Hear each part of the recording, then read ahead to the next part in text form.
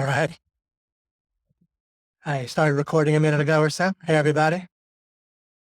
Giving people a minute or so to hop on. Because I start with a little bit of a bang here with a bit of a demonstration that would be fun and eye-opening. Thanks, Matthew. Welcome back, Jennifer. Got some great gifts here. Hey, Luke. How's it going? All right. People are still streaming in a little bit. Okay. I can remind them of what the question is in a moment, but you guys can get started on it. And everything doesn't depend on this, but it could be a little bit fun and an interesting way to start. Suppose that there was a rare disease and it doesn't affect too many people. Maybe it affects, let's say, 1 out of 10,000 people. But your friend feels nervous for whatever reason about having it. And your friend goes and gets a test done. And the test it's a 99% accurate test, meaning that only 1% of the time does it report false positives. And it'll never tell someone that doesn't have the disease that they do have it. And but the test comes back positive. What would you say to your friend? Did you follow that? So there's a rare disease, affects maybe one out of 10,000 people in the population. Your friend is nervous that they have the disease just for whatever reason. And they decide to go take the test because the test is 99% accurate, right? And it never reports false, is where it doesn't tell you that you have the disease if you don't have it. And it's 99% accurate with false positives, meaning that it'll only report a false positive if you don't have the disease and only tell you do 1% of the time. It's 99% accurate. Your friend takes the test and it comes back positive. What would you say to them or feel for them? Great. Live your last moment the best way you can. You're in the 1%. Do you mean reframing it, Bill? Like to where you're a 1%? It's actually 1 out of 10,000 people get the disease, right? Oh, you would tell them that maybe you're in the 1% of people that doesn't have the disease, but they think they do. Is that what you're saying? Like maybe you'll be in the 1%. Okay, great. Hey, Susanna. Live your last moments. I'll look in some people talk in here. Let's see. But answer this question for yourself. Try to get a sense of it. It'll help with the demonstration. And the questions here in case anyone talks here. Wait for a symptom, I would say. Sorry to hear that. Buy a lottery ticket. Avoid doctors to do that. Oh, yeah. And the disease is fatal. Yeah, bad disease. I mean, not a trivial one. So there's no cure. They're probably gonna be toast. If anyone's just coming on, the question is, we're doing a bit of a demonstration of something here to kick things off that I think will be pretty impactful. Mike Long, did you find this impactful when I did the full demonstration with you? Mike, if you can access Facebook at the same time. Yeah, shocking. Great. So it affects 1 in 10,000 people, right? Your friend is worried about that they, for whatever reason, just nervous that they might have it, even if there's no symptoms. They go and take the test. It's 99% accurate. The test never reports that you have the disease if you don't have it. And it'll only say that you do have the disease 1% of the time. It's 99% accurate with false positives. Your friend, unfortunately, it comes back positive. What do you say to your friend? Crowd fund for a cure. David would say you got a real good chance you don't have it. Sounds like a dice roll. Take the test again. Let's stipulate that taking the test again won't matter. Yeah, recommend getting tested again. No, okay, so let's say they take another test, and there's only one other test. That retaking it won't help because it'll just say the same thing. Let's say they take another test that's 99%. There's one other test. There's not multiple. Obviously, if there's 5 tests, you take all 5. But let's say there's only 2 tests. There's another independent test. Doesn't overlap with the previous one. It's 99% accurate. Presumably, you tell them take that too. Any doctor would. They take it and it also comes back positive. Can you trust the measurement? Yeah, you can trust it to be 99 within the parameters I've said. You can trust it. Yeah. Live life.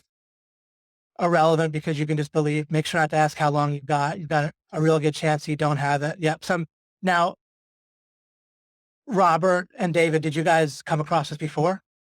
Or did you do the math? Right, did the math, exactly. Oh, just guessing. Well, Robert said guessing. You got a real good chance you don't have it. Okay, and David did the math. Okay. So for a lot of you, you've at least answered this for yourselves. Tell your friend you're with them no matter what. It's oddly relevant to have thought about this a lot. Yeah. Yeah. Oh, interesting. Yeah. Okay. This is not my final home in heaven awaits you win and beat me to paradise. Yeah. Now, but so we're good. You can stop answering for yourself and start listening. I talked myself into that and that phrase there. But okay, the math is right here for us. Let's do it together. Whoops here. Okay. So if it affects 1 in 10,000 people, then out of 1 million people, then 100 people will have the disease, right? And how many people will test false positive? 1% of 1 million, right? It's 99% accurate. 1% of 1 million is how much? Another 1% of 1 million is 10,000, right? So 10,000 people out of 1 million will receive the result that your friend got, the false positive, within the parameters I gave, just within the math. There's no evidence here necessary. There's no kind of philosophy of life necessary. It doesn't matter what we think of doctors or the afterlife, right? The fact is, right, or the logic clearly shows that 100,000 people will get false positives. So what are the chances that your friend has a disease? 100 out of 10,100, right? There's 10,100 people test positive for the disease. 100 of them have it. Nobody tests positive that doesn't have it, right? Because I already said that. 10,000 people test positive, but they don't have it, right? Just 1% of 1 million. If we're just saying, we're using 1 million as an example, I could have chosen any number, but I'm just illustrating out of 1 million people. If we did 10 million, it would just be 1,000, and 100,000. Anyway, that's less than 1%, right? Slightly less than 1%. So your friend actually had a slightly less than 1% chance of having the disease. If he took the test a second time, then he basically had a 50-50 and came positive. He'd have about a 50-50 chance, because there'd be about 100 new false positives out of the 10,000. And then 100 would test positive. Be that 100 out of 200 or something. Like, anyhow, so there you go. 99% to your intuition. And I know this situation, it felt to your intuition like 99% chance. That 99 felt really close to perfect or absolute or 100. When in fact, it left your friend with a less than 1% chance of having a disease. Less than 1%. And by the way, doctors get this question wrong just the same as the normal population. I think possibly even more. This illustration doesn't prove a lot of it. Who's shocked by that? And shocked by how your intuition could be so far off. 1% chance, not 99. Now, what if the test was perfect? What if the test was 100%? Then what would be the chance that your friend was sick if it came out positive? 100%, right? If it's 100%, it's in a whole different realm. And we don't even have to ask how common it is in the population. That's irrelevant, right? If it's a perfect test in both directions, meaning no false negatives, no false positives, then if you take it as you're positive, you got it. If it's 99%, in this case, and 1 out of 10,000 is a reasonable parameter, right? Yeah. This one's a good one because there's some that are so shocking that people don't even believe it after they hear it. Like the famous Monty Hall problem with revealing the doors. If you've heard of that one, you might not even be convinced of the real, but we could do more of these. But now, what's also interesting is that the people that know about this, they still don't translate it far enough, right? They don't figure out the rest of life. The question was, there's a 99% accurate test for a disease. There's a disease that affects 1 out of 10,000 people in the population. And your friend's worried they have it. So they take the test. It's 99% accurate. It never gives a false negative? And it doesn't tell you that you have it if you don't. But it'll tell 1% of people that don't have it that they do. And the test comes back positive. What do you tell your friend?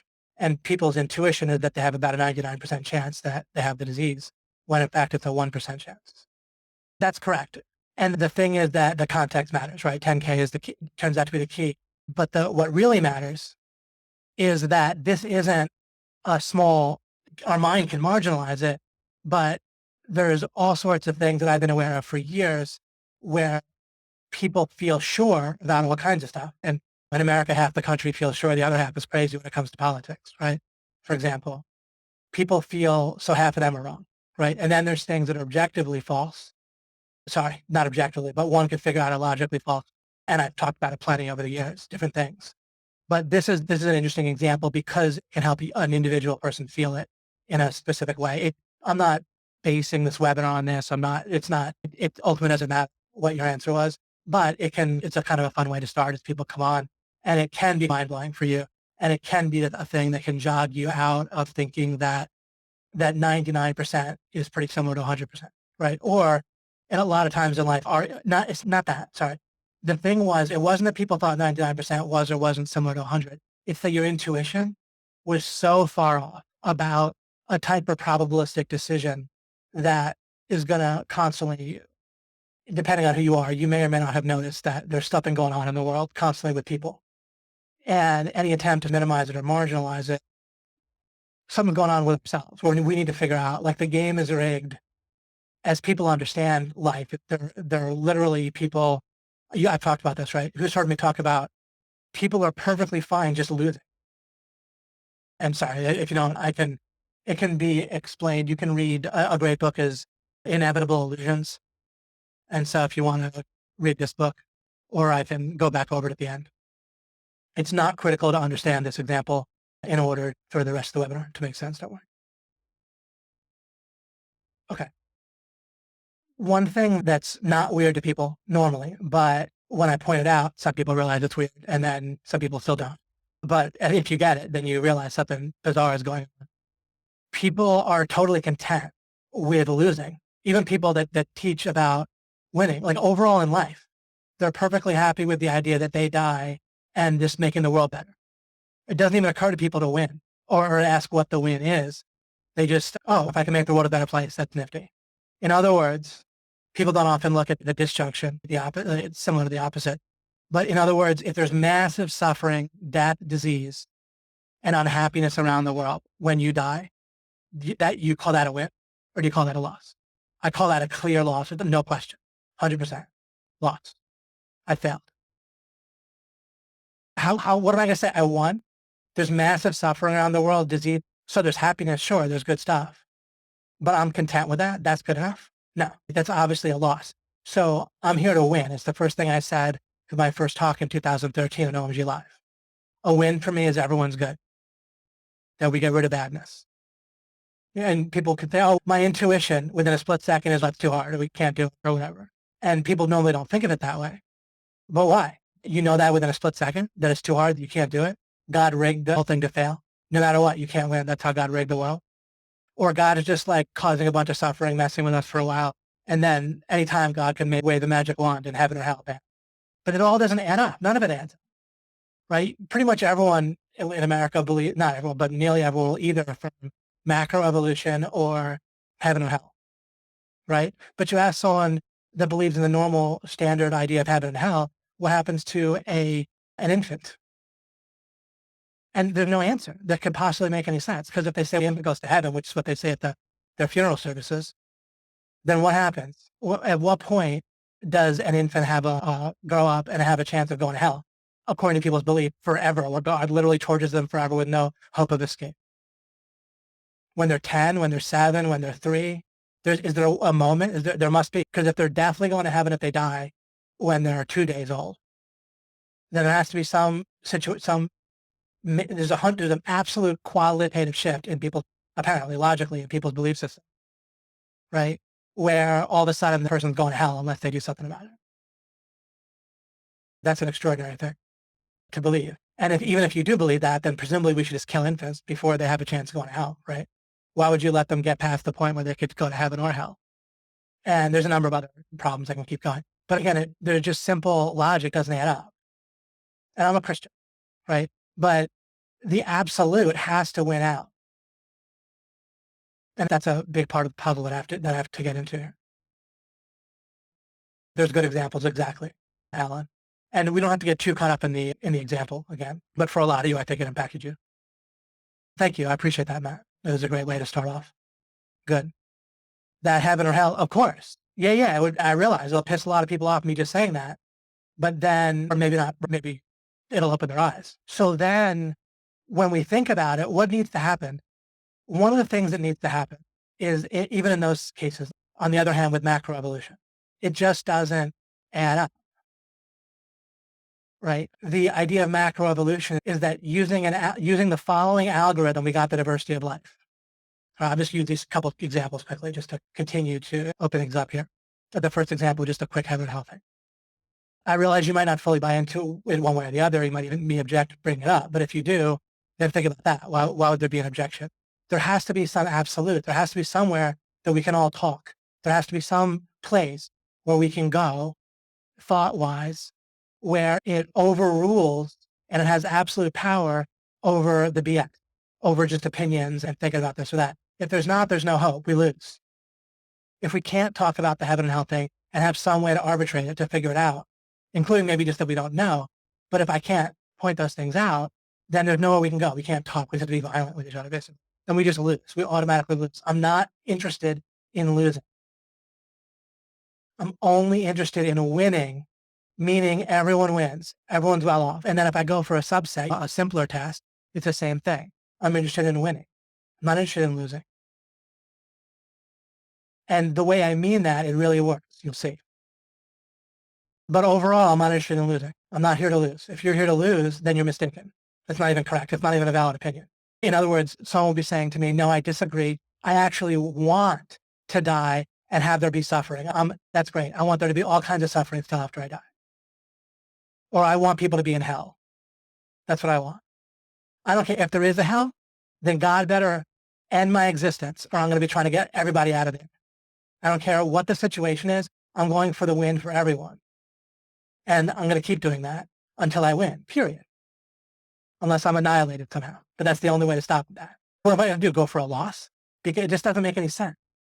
And it's entirely plausible once we stop just assuming it isn't, right? Once we look at it that way, and as I'll get to. So and just to give a quick other example, I'll just give a quick thing with macroevolution.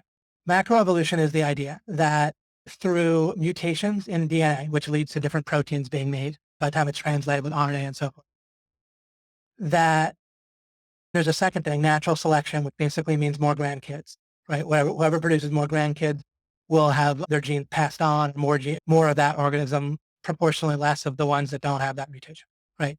So chance and necessity, natural selection and mutation, etc. So it's the idea that's what's going on. So macroevolution is the idea that you have no DNA, no organisms, no reproduction.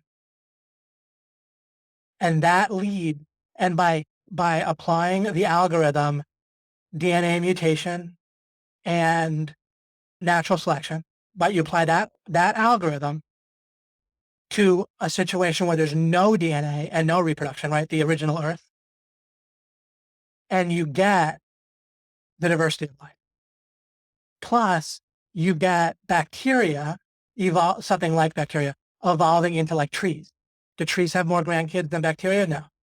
So just on a simple look at it, right? It doesn't add up. It's a simple algorithm. It's an understandable algorithm. And it does not lead to the effects that we see. Just, again, a simple look. You can delve into it more deeply. And of course, not necessarily proving anything to somebody who isn't able to understand what I'm saying fully or doesn't explore the issue. But it should start to make us wonder, like, how are these massive mistakes? Because the other thing is, you take either one of the things I just brought up and you ask basically anybody who believes in either one of those things. And what's fascinating is the type of answer you'll get. Basically a headache. See, that's the thing. Just like with the percentage thing with the medical test. What's fascinating is our intuition didn't say to us, I don't know the answer, or let's do the math. The math wasn't that hard. We did it in like a minute. Our intuition didn't say that. It just made us think that the person has a 99% chance or approximately 99% chance of having the disease. It didn't tell us, take 1 minute and do the math and be sure. That's what's particularly interesting. What's particularly interesting about both the things I just showed you is that I have a very in-depth knowledge of evolution. And each and every time I'd ask professors, and I went to school, and those are the major classes I took and so forth. So I had plenty of opportunities to talk to people. And it was fascinating because the answers weren't answers. They didn't even try to answer. It wasn't that they gave an answer that wasn't all that good and I disagreed with. They just had no answer. You ask a professor how you start with no DNA and conditions that will destroy DNA and no reproduction. And you can read the schemes. The schemes are beyond ridiculous. They're just exactly against what the scientific laws are, and knowingly against. And then they try to come up with, first this happens, and there's no explanation is the bottom line. You ask them, just try this yourself. And try the same thing with the heaven or hell thing. And you're just going to ask your pastor or any pastor. Dave asked, like, where did Charles Manson go, Pol Pot go, and so forth, Obama, and so forth. Where's he going to go?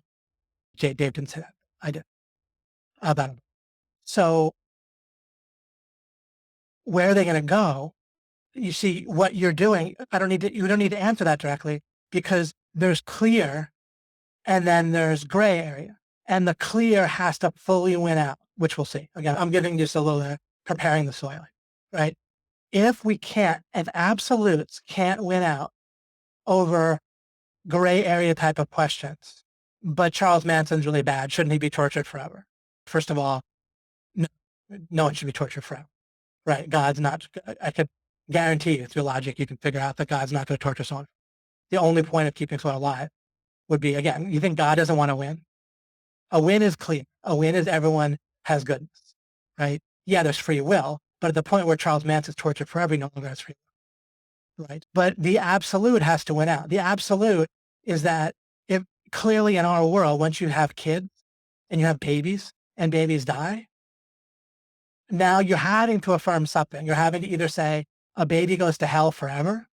It doesn't even make sense for Charles Manson to go to hell forever. But a baby, again, it doesn't, you can bring up gray area type things, but when you can show something in a simple, absolute way, see, we're not used to that. We don't have the neurology typically for it. Our minds aren't set up so that an absolute can just win out. But we can get there, and we need to get there. Like when I did the math for this probability example with the medical test, that needed to win out instantly, right? And it can win out with the caveat, the asterisk, that if someone shows how the logic is wrong, then okay. But no amount of evidence or gray area objections or questions can overrule the math, right? Or the certainty. When Jesus says as he said, like the fire is not quenched, the worm does not die, right? Then Jesus himself scolded his disciples when he said, beware of the yeast of the Pharisees. And they were literally worried about the bread, right? And in that case, Jesus was being metaphorical. And he said, what are you thinking? Or even other things were more of a direct contradiction. Or when people asked him about the Sabbath, and he pointed out how David fed himself, right, on the Sabbath and took some grain and picked some grain. There's example after example where absolutes, of course, went out over something that they are a metaphor. Right, Jennifer, the response are usually attacks on your intelligence, integrity, or just a headache, or just whatever, right? You can ask them about extortion, right?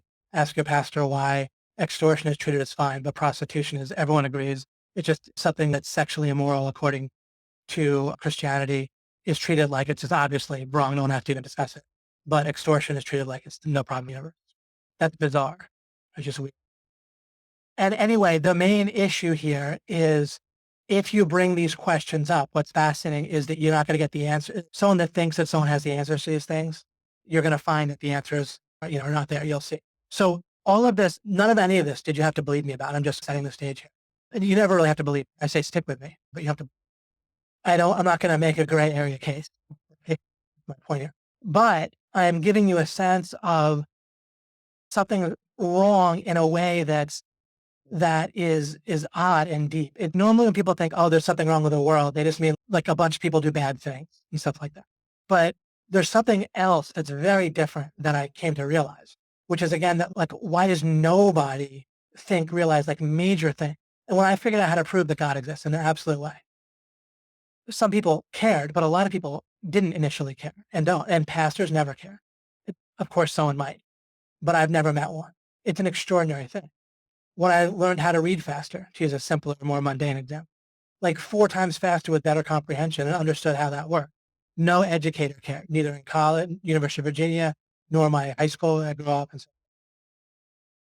it was very eye-opening because there's something where it's not that there's bad, but there's like a system for keeping things like mediocre, but it's not a conspiracy. It's just like in people's heads. There's like this imperviousness to like winning, as I said. Why is winning not a common idea? Like really winning, like having everything be good. Why is that not occur to people? One of the major things that kicked things off for me, as I told you, is I was lying in bed one night. I was around 16, and I said, "How come what doesn't add up is the following two things? Christians believe, and again, I'm a Christian, and to this day, but Christians believe that choosing to have a relationship with God, right, is of paramount importance. But they also believe that you can't know that God exists. That doesn't add up. That doesn't make. If it's the case, the one of the two that made sense, that was probably more likely, was that choosing to have a relationship with God is extremely important and paramount. That I was like, okay, if I take that as a premise, then what that leads to actually is the conclusion that there must be a way to know that God exists and the basic nature of God. How could it make any sense that we couldn't know something, period, and apparently we couldn't even know what's more probable, right? If you can know what's more probable, at least that's knowing something. But the idea is we couldn't know. So, yeah, but I thought it seems very plausible that we can know. And yet that just wasn't something on people's minds at all. And if I would bring it up, again, I'd run into a wall with everyone, not like completely. And how could that be? Wouldn't it make sense? Shouldn't we at least try to figure out the question of how can we know? And eventually that led me to realizing that there was a question meta to that, is how do we know in general? Like what's the methodology? And then people weren't asking that, but every question leads to that. Again, I've talked about this in the past. Every question leads to how do we know it's true? And how do we seek understanding? How does understanding work? And how do we achieve goals? And how does the mind work? If you say you love your child, then doesn't that follow that you would want to understand your child? Doesn't understand you don't want to understand how minds work and how they're set up by default, right? And also understand how the world works and understand how to win. Do you want your child to lose? Because if your child dies and there's all kinds of suffering, then your child lost. How about your child to achieve goals or achieve happiness? My point again, my premise here for a moment is every question leads to the same place. And yet no one was getting to that place. So I'm like, how is this happening? Well, people are just, and then I asked them and I watched them give up right in front of my face over and over, like basically 100% of the time. Not talking about you guys once I started talking, but just like in general, right? People just give up. And so when I never see anyone reach a point and whenever I bring it up, they always give up. Now it's not like the problem is people are bad or sin or this political party or that or whatever, but there's a deeper problem where I talked about in the first alchemy, right? The way I phrased it then was like the defense against the defense, like for helplessness, right? In an unhelpful way. But like not only were people not getting to a place where every question should lead to, but when you bring it up, there's some defense keeping them from pursuing it. They keep getting back to something. And now it's looking from a different angle. Goal achievement. As people go after goals, there's all kinds of obvious problems with everyone does it in roughly the same way if you look at it in general. But then even if you look at people who should be really good at going after goals, even before you get to self-help gurus like psychiatrists, right? When I was younger, I thought psychiatrists have got to be, you know how you figure that like big sports stars are going to have like if they're men, are going to have attractive wives? Funny, but you basically tend to assume that, right? So what I figure was psychiatrists must have the same thing because they would understand how the mind works. And if you understand how the mind works, then one of the first things I figured most guys would do is, I don't mean like mind trick people, but you would use that knowledge to get an attractive spouse. I'm not suggesting this, and I'm not trying to say that it's better to be attractive or not. Or whatever. I'm simply saying that's what, I mean, by the same logic we apply to sports stars, right? So then and then they didn't, basically. And so then I was like, they must not really know what they're doing.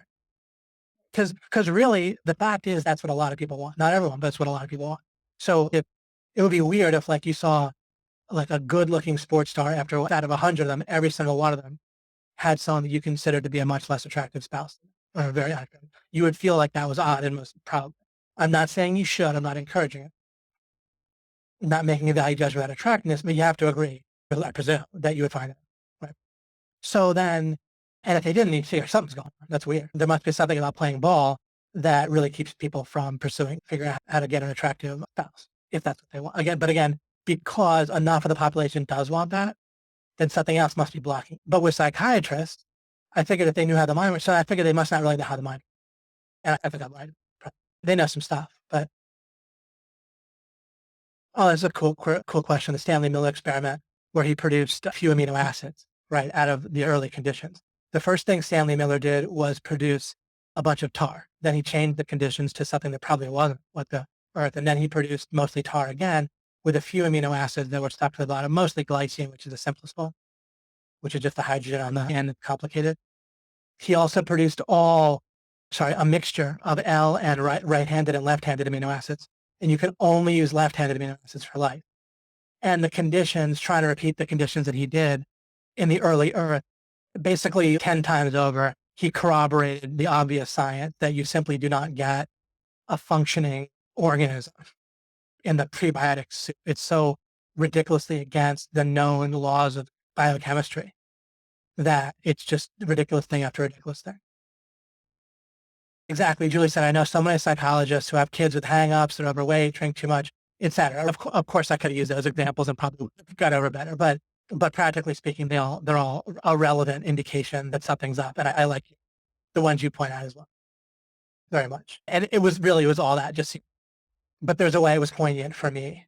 So again, it wasn't that there were problems. It was like there were problems, and then the attempts, like there was a way that you couldn't solve, like the experts, the authorities, they weren't interested in fixing them. I went back and took epistemology, which is one of the three main branches of academic philosophy. And epistemology is about the question of how do we know what's true or what's knowledge and so forth, right? And Michael Gagnon said people are lazy. Thinking straight is not in many DNAs. And here's what I would say is that even an answer like that, which is what I call marginalization, it's not enough. Like you couldn't explain it just through, oh, people are lazy, but then maybe if I'm not lazy, then I won't fall into that. Because when we go after goals, that's what I was trying to say. When people go after goals, including myself, there's all sorts of issues, right? Where we get frustrated and upset, or we achieve it and we're not happy after we achieve it, or sometimes we achieve it, but then again, it doesn't really even if sometimes it works out pretty well, it's predictable that we're going to go through some amount of anguish as we achieve the goal. Then we're going to achieve the goal and it's not going to be that great anyway. And then we're still going to have stress. Like life was just going to be predictably have a more lameness than I would want, which is, and by far, right? And people weren't really working on it. And if I would bring up the idea of working on it, it wouldn't really go anywhere. And major holes in people's philosophies, they weren't interested in fixing either. But also, again, goal achievement, happiness for myself, all of it, right? Everywhere you looked, the default process was basically not rigged for a win. And again, on top of that, people would just dismiss that whole thing. Oh, it's all right. We'll just go to heaven later. Or people suck, right? Or it's all these people's fault, right? And someone might do something that's their fault, and that might be nice to have them stop doing it, but it wouldn't get rid of the problem. So it wouldn't be a win, right? It is not an SEO webinar. No, it's me, Amanda. It's me teaching my training, which is about success and how to achieve goals and so forth. And I'm giving you the big answer to the big question for the first time in the history of the world. All right.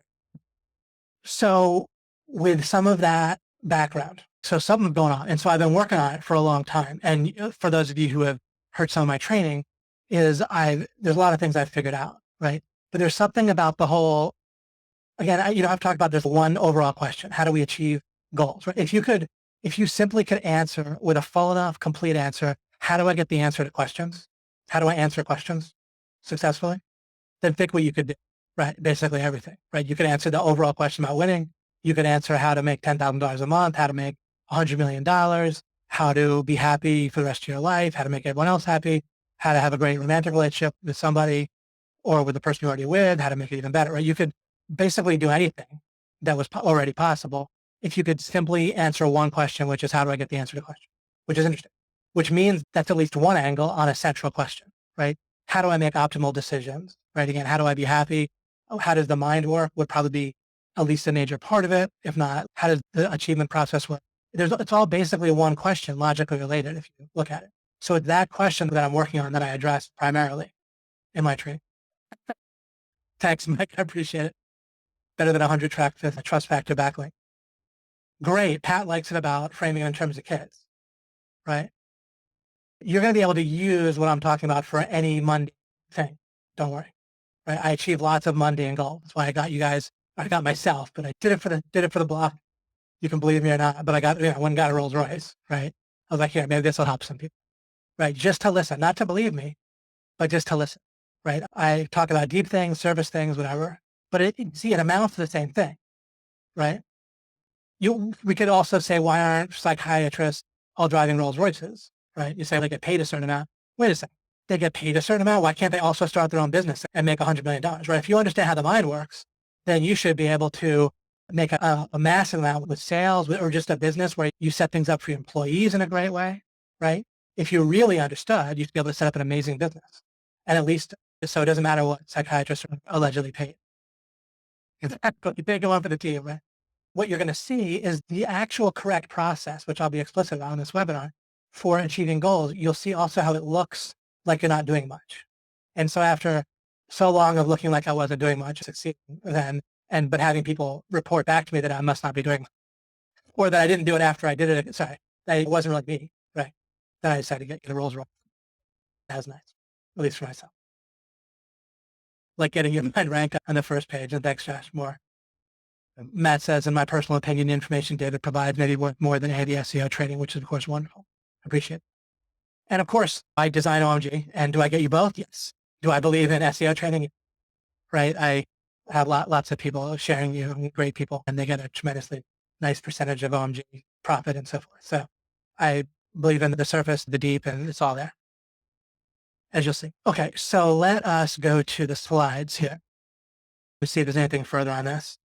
I've been working this 25 years. I wrote, by the rules people were playing by, you couldn't win, right? And people didn't seem to be paying attention. They didn't seem to be wanting to win. Like I said, even when I would bring it to people's attention, the response didn't really make sense.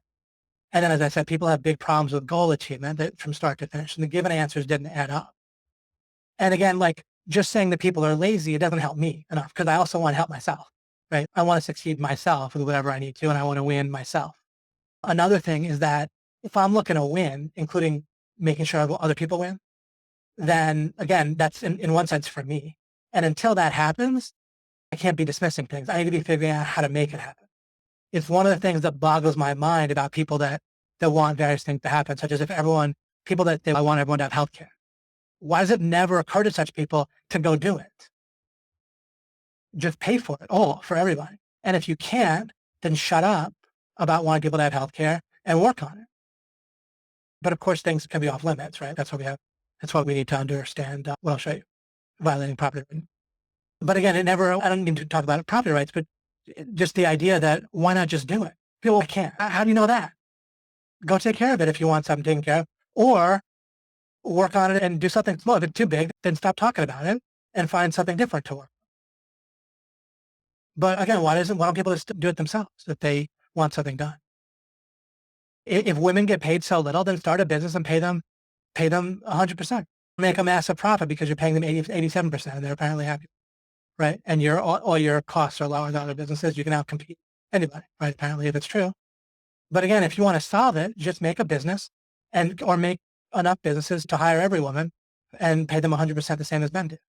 Why don't people think that way? Only makes sense. If there's a problem, just go solve it or don't. But violence doesn't make any sense, right? Or government solution.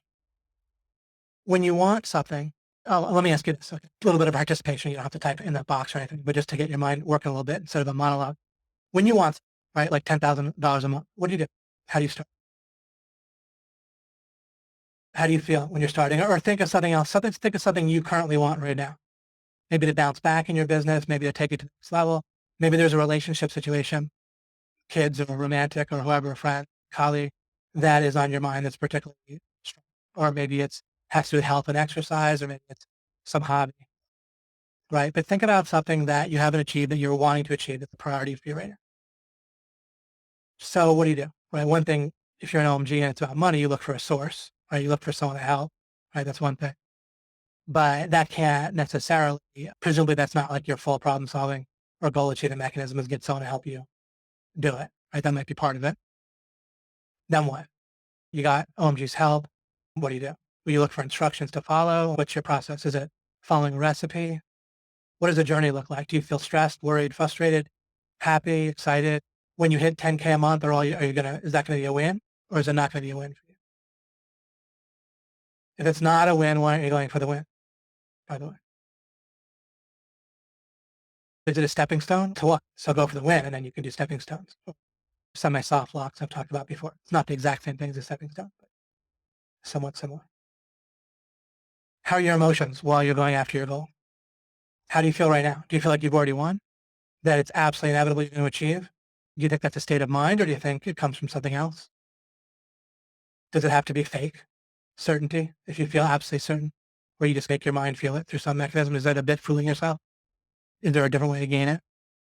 In Thinking Grow Rich, he says that thoughts are things. It's the first chapter. Are thoughts things? I don't disagree. But what does that mean? If you're going after goal achievement, does it take place fully in your mind? Is it something that you identify with your body that you do there? Are you confused between how much goal achievement takes place in your mind versus takes place externally or in the environment, or what you have to do versus what you have to plan or think about? What do y'all think? If you want to type anything for a second, feel free. Adrian says trying out different things. Lots of frustration, fear, doubt with short moments of success. Great. Michael Gagnon says I plan. Great. Suleiman says I start with asking, how do I make the 10K most efficiently? Great. So you maybe write that on paper, maybe ask in your head, and then think about how the process continues, right, and so forth. And let me remind people that it's one of the things that, it was another thing that didn't add up to me was when you have some people talk about success and they say you can achieve anything you want, and they don't seem to be going after winning in terms of taking care of everything in the world. And so that's weird though, because that implies that they don't know how to achieve anything or that they just simply don't care about all the people that would suffer after they're apparently done with their success that leaves out so much. And those same people, you'll hear back that they're a tyrant at work or they get angry or frustrated. And am I saying that anger and frustration means you're a failure? No, but something's going on. If you're frustrated, what does that mean logically? For a moment, you don't know. It might feel like you can't achieve what you're going to do or that it's harder than you thought. I don't know, but there's something there, right? I don't want to feel frustrated, right? So there's something I don't understand. If I don't want to feel frustrated, I do. And who knows? That's something I don't understand might be a huge breakthrough. Maybe life can be 100 times easier. And maybe that frustration is just a red flag that if I pull on that string long enough, I figure out something that, whoa, I had no idea that was possible. Ellen says, imagine the end and work backwards, right? But then we run into the issue of, if I say, all right, I want to make $10 million, how does that look like? Okay, I have a business, maybe I sold it. All right, it has employees. This is a good exercise, by the way, right? Imagine how it might look and then think, how did I get there? How did I get there? Part of that presupposes, now that'll help get you to ask questions, right? And at some point, you're not going to have all the knowledge necessary, right? You're probably not going to be able to walk through the entire process in your mind where you know every single detail. That'll definitely work to get you to say 10 million bucks, sell a business for 10 million. So that means you have some questions, right? Some things you don't know. And then when you don't know, what do you go do at that point? You look for some sources, recipes, maybe get a course, try things out. Realistically, though, I think people get frustrated. They have doubts. They're less effective than they can be.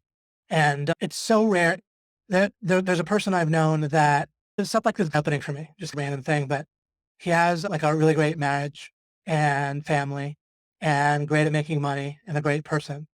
And yet has run into a lot of stress and unhappiness, right? Over the time that I've known him. And so it's strange. Like I would think this person's got to know, and that person too would basically assume, I think they do, that they mostly know about the same as what I know about success. Right. But then they've been really stressed out and frustrated at times over the last year, I believe. That thought, right? Like I myself would think that they wouldn't, and then maybe they do know, and then or maybe what I do know couldn't make that much of a difference.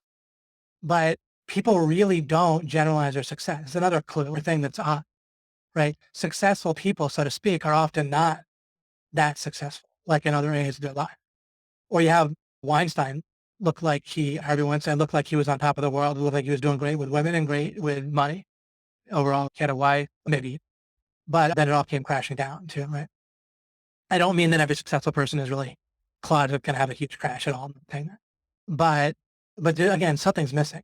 Robert says, start applying the law of attraction and thinking grow rich. And that was something that I wondered for a while was like, so what is the real goal achievement process? What is it? What's a good way to represent it really accurately so that we have it start to finish?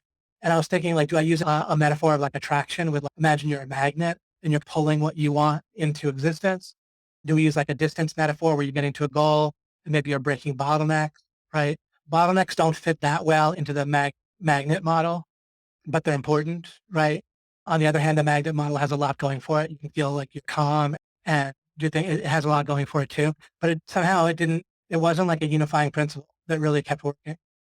Julie says, I haven't got this nailed yet, but I know that everything I have achieved that I wanted, I just decided I was going to get. Yeah, like you got to a point, right? Let me ask you this. There's another thing that goes on, which is, and this is, I think, one of the issues with people applying thinking rich or feeling guilty that how come he has all these stories of people succeeding, but then I sometimes succeed, but other places I don't. There's some places where you get to this real feeling of certainty that you're going to get it and you get this decision point, right? And I think he captured that also in Thinking Go Rich, right? This real kind of definiteness of and certainty, like with importance and that you're going to achieve it. But for those of you who felt that about things, and then that's really been powerful, haven't there been areas in your life, and I feel this too, just so you know, where you can't just get there, like in the same way, like you've gotten there with other things, and maybe you can get there with other areas, but you haven't. It's not like just snapping your fingers or even doing a fair amount of effort. It still just doesn't happen where you have this definiteness and certainty and absoluteness that you've had in some areas, but then it doesn't translate to some other ones. Yeah, you've seen that, Pat, right?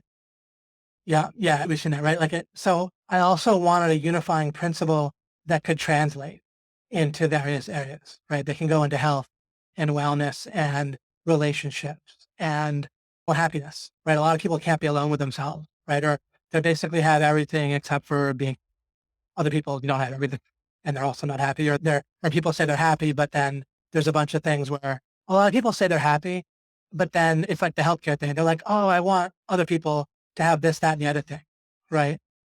And so you want these people that are suffering to have this stuff, but you don't have very much money and you're happy. But then wouldn't it make even more sense if you were totally happy in some process where you're also making the money to buy the things for those people or to somehow help them? Maybe it's not buying. Maybe there's something else you could figure out that would in some way get through to them and help them succeed on their own, whatever it might be. But a lot of people, they say they're content, they report that they are, but then they're shrinking, right? Like they have to stay in a certain box, right? They've dumbed down their standards in a certain way, right? Aware of that. Freedom in the mind is for me the ultimate happiness. That means I do anything I want all the time. But Michael, wouldn't we have to get everyone else to get rid of their bad? Because what if you were could you be ultimately happy with other people suffering? And I'm just asking, I'm just bringing these things up. It's certainly similar, like to what you say, Michael. I generally agree. But then what drives me at this point is there's got to be something we could figure out. Remember, there's this intuition, like maybe it would cost too much or be too much effort to help everyone out. But what if there's something that was actually happy and effortless that could also help other people? Would any of us, if there was just a button that gave us pleasure to push, that cured everyone's disease, wouldn't you push it? Presumably. So what that proves, if I point that out, is that if you're not curing every disease, then you're assuming that there's not some easy, pleasurable way to get every disease cured. If you would push the button, then if there's something that logically is the same as the button and you're not doing it, you're assuming that doesn't exist or it's not there. Because what if the pursuit of it and the discovery of it and of how to do it and then the doing of it was all just pleasurable and you could do it and you could cure every disease? You don't know you can't. I think you can pretty much prove you can. Quite the opposite, believe it or not. A little bit like that 99% thing where I think our intuition is wildly off on that. I think God's rigged things for us winning, not for us losing. Jeff said, I always wanted to ask how to effectively change my norms. The only norms I know intimately are mine. Great, exactly. It's difficult because I pointed out in certain places, a big breakthrough, how what our mind does is it goes out and it creates norms out of our peer groups for various things. And then it gives us a feeling also of how superior or exactly hitting that norm or a little bit above or a little bit below. And that's what motivates people that's where people's goals come from. Essentially their goals are just related to the norms that their mind picks up and motivates them for. Exactly. Like government is something that I want radically changed, including people's ideas about it. Yeah. I agree with you, Mike, about that. So exactly all these things that basically there's stuff we want, including potentially for our kids or other people we care about. And in order to help them, at least, even if we have everything we want for ourselves, then we would need to understand the mind, how to communicate, what's blocking people, right? And so we need that no matter what, if we care about anybody else besides ourselves. Then there's so much we need to understand. You see what I've been working on and what we need the answer to, right? So again, if you love your kids, you need to know a lot, right? You need to know basically how the world works deeply, including how do we consciously interact with the world? Who are we? How does our mind work? And how do we get through to people? And et cetera. All of that is necessary if we just love our one child or one other person. Controlling my own mind is my first priority. Yeah. So a lot of people would affirm that they want to control their mind more than they do. And the answer that I'll give you will also be able to actually fully address that. And I will spend more than one webinar, presumably at least one more where we discuss and I'll have some more thoughts and so forth. But now let's get to, let me make sure. So we have a bit of an overview how people navigate. And if you think about how you navigate towards goals, you have here's a big important thing to keep in mind as one of the big things I had to figure out what I was doing because I had discovered something about going after goals and it was showing up again and again where I was achieving things in a certain way that was very effective. And I knew it was going to be effective. And I also was feeling good doing it and not getting frustrated, angry, and so forth. And there was a lot of certain things I knew, but I needed to get how it fit, what the kind of unifying principle was, or what was the overall way that we go about achievement. Remember, achievement, answering questions with any of it, it's like a magic wand that you can do anything that's already possible. If you just know how to achieve or have goals, then everything's on the table. Everything you want and anything for people you care about. So it's a fundamental question. And if you've already answered it, then, why haven't you helped everyone else yet? Fletch said, I've come to realize I actually know so very little compared to what I think I do know. After my mind broke, like in 2014, it's been some time working on building up what I do now foundationally. I took a definite step back to work on making sure I understand even what goal I'm working toward, because I've achieved some things that wound up empty, so to speak. Excellent. Well, love that you're on these webinars, Fletch, and we're in the house. We're all good because you'll see. So when we go after a goal, one of the things that I've recently discovered and I've shared is that our positive emotions are really all geared around progress, right? Hope, joy, pleasure. It all has to do with the mind having some take on that. We have hope of progress in the future. We have pleasure of something that our mind associates with progress and we're doing it and it gives us a pleasure pop. And not necessarily actual progress, but something to do with the concept of progress is what I'm saying. Even if you eat a piece of cake and feel pleasure, why does that happen? Is because your mind associates that with progress, literally. And you can think how that would happen, right? It needs energy, sugar, and so forth. And so it gives pleasure. And it's some of that might be hard coded in to start with, but the point is um, with joy can be maybe it has to do with progress for other people. Maybe depending on how you define it, something to do with yourself as well, right? Maybe if something is like a burst of perceived progress for yourself and other people as well, you probably feel joy. If it's maybe just for you, we might call that happiness. These words are commonly used in different ways, so I can't say this is what it means. They're different usages, but I'm just giving you a sense of different angles. Just like and the flip side of progress is feeling stuck, right? Which is you can trace every single negative emotion to being stuck. Right. So that is a huge deal to figure that out. Wow, there's a recipe for positive feelings and positive, you can call it emotions, feelings, but it's true positive. I mean, it's good stuff, right? Something goes on when there's something to do with progress that we want. Happiness, joy, pleasure, hope, right? All comes down to a certain take on progress. And then all our negative emotions, right, have to do with being stuck, right? Fear is when our mind goes up to a certain incident, potential future event, that it associates with pain or a certain type of being stuck or a negative progress. and or a stoppage of progress, and also your mind gets stuck right there, right? So the thing it's afraid of has something to do with a lack of progress or a negative progress. Plus, it gets stuck in carrying out the situation in your mind. Theoretically, it's stuck right there. And so I explained in my fear video a couple years ago. But frustration is the same thing. There's a certain idea that the mind will have about goals, that expectations about the ease of, and the route to get to a goal, what has to be done.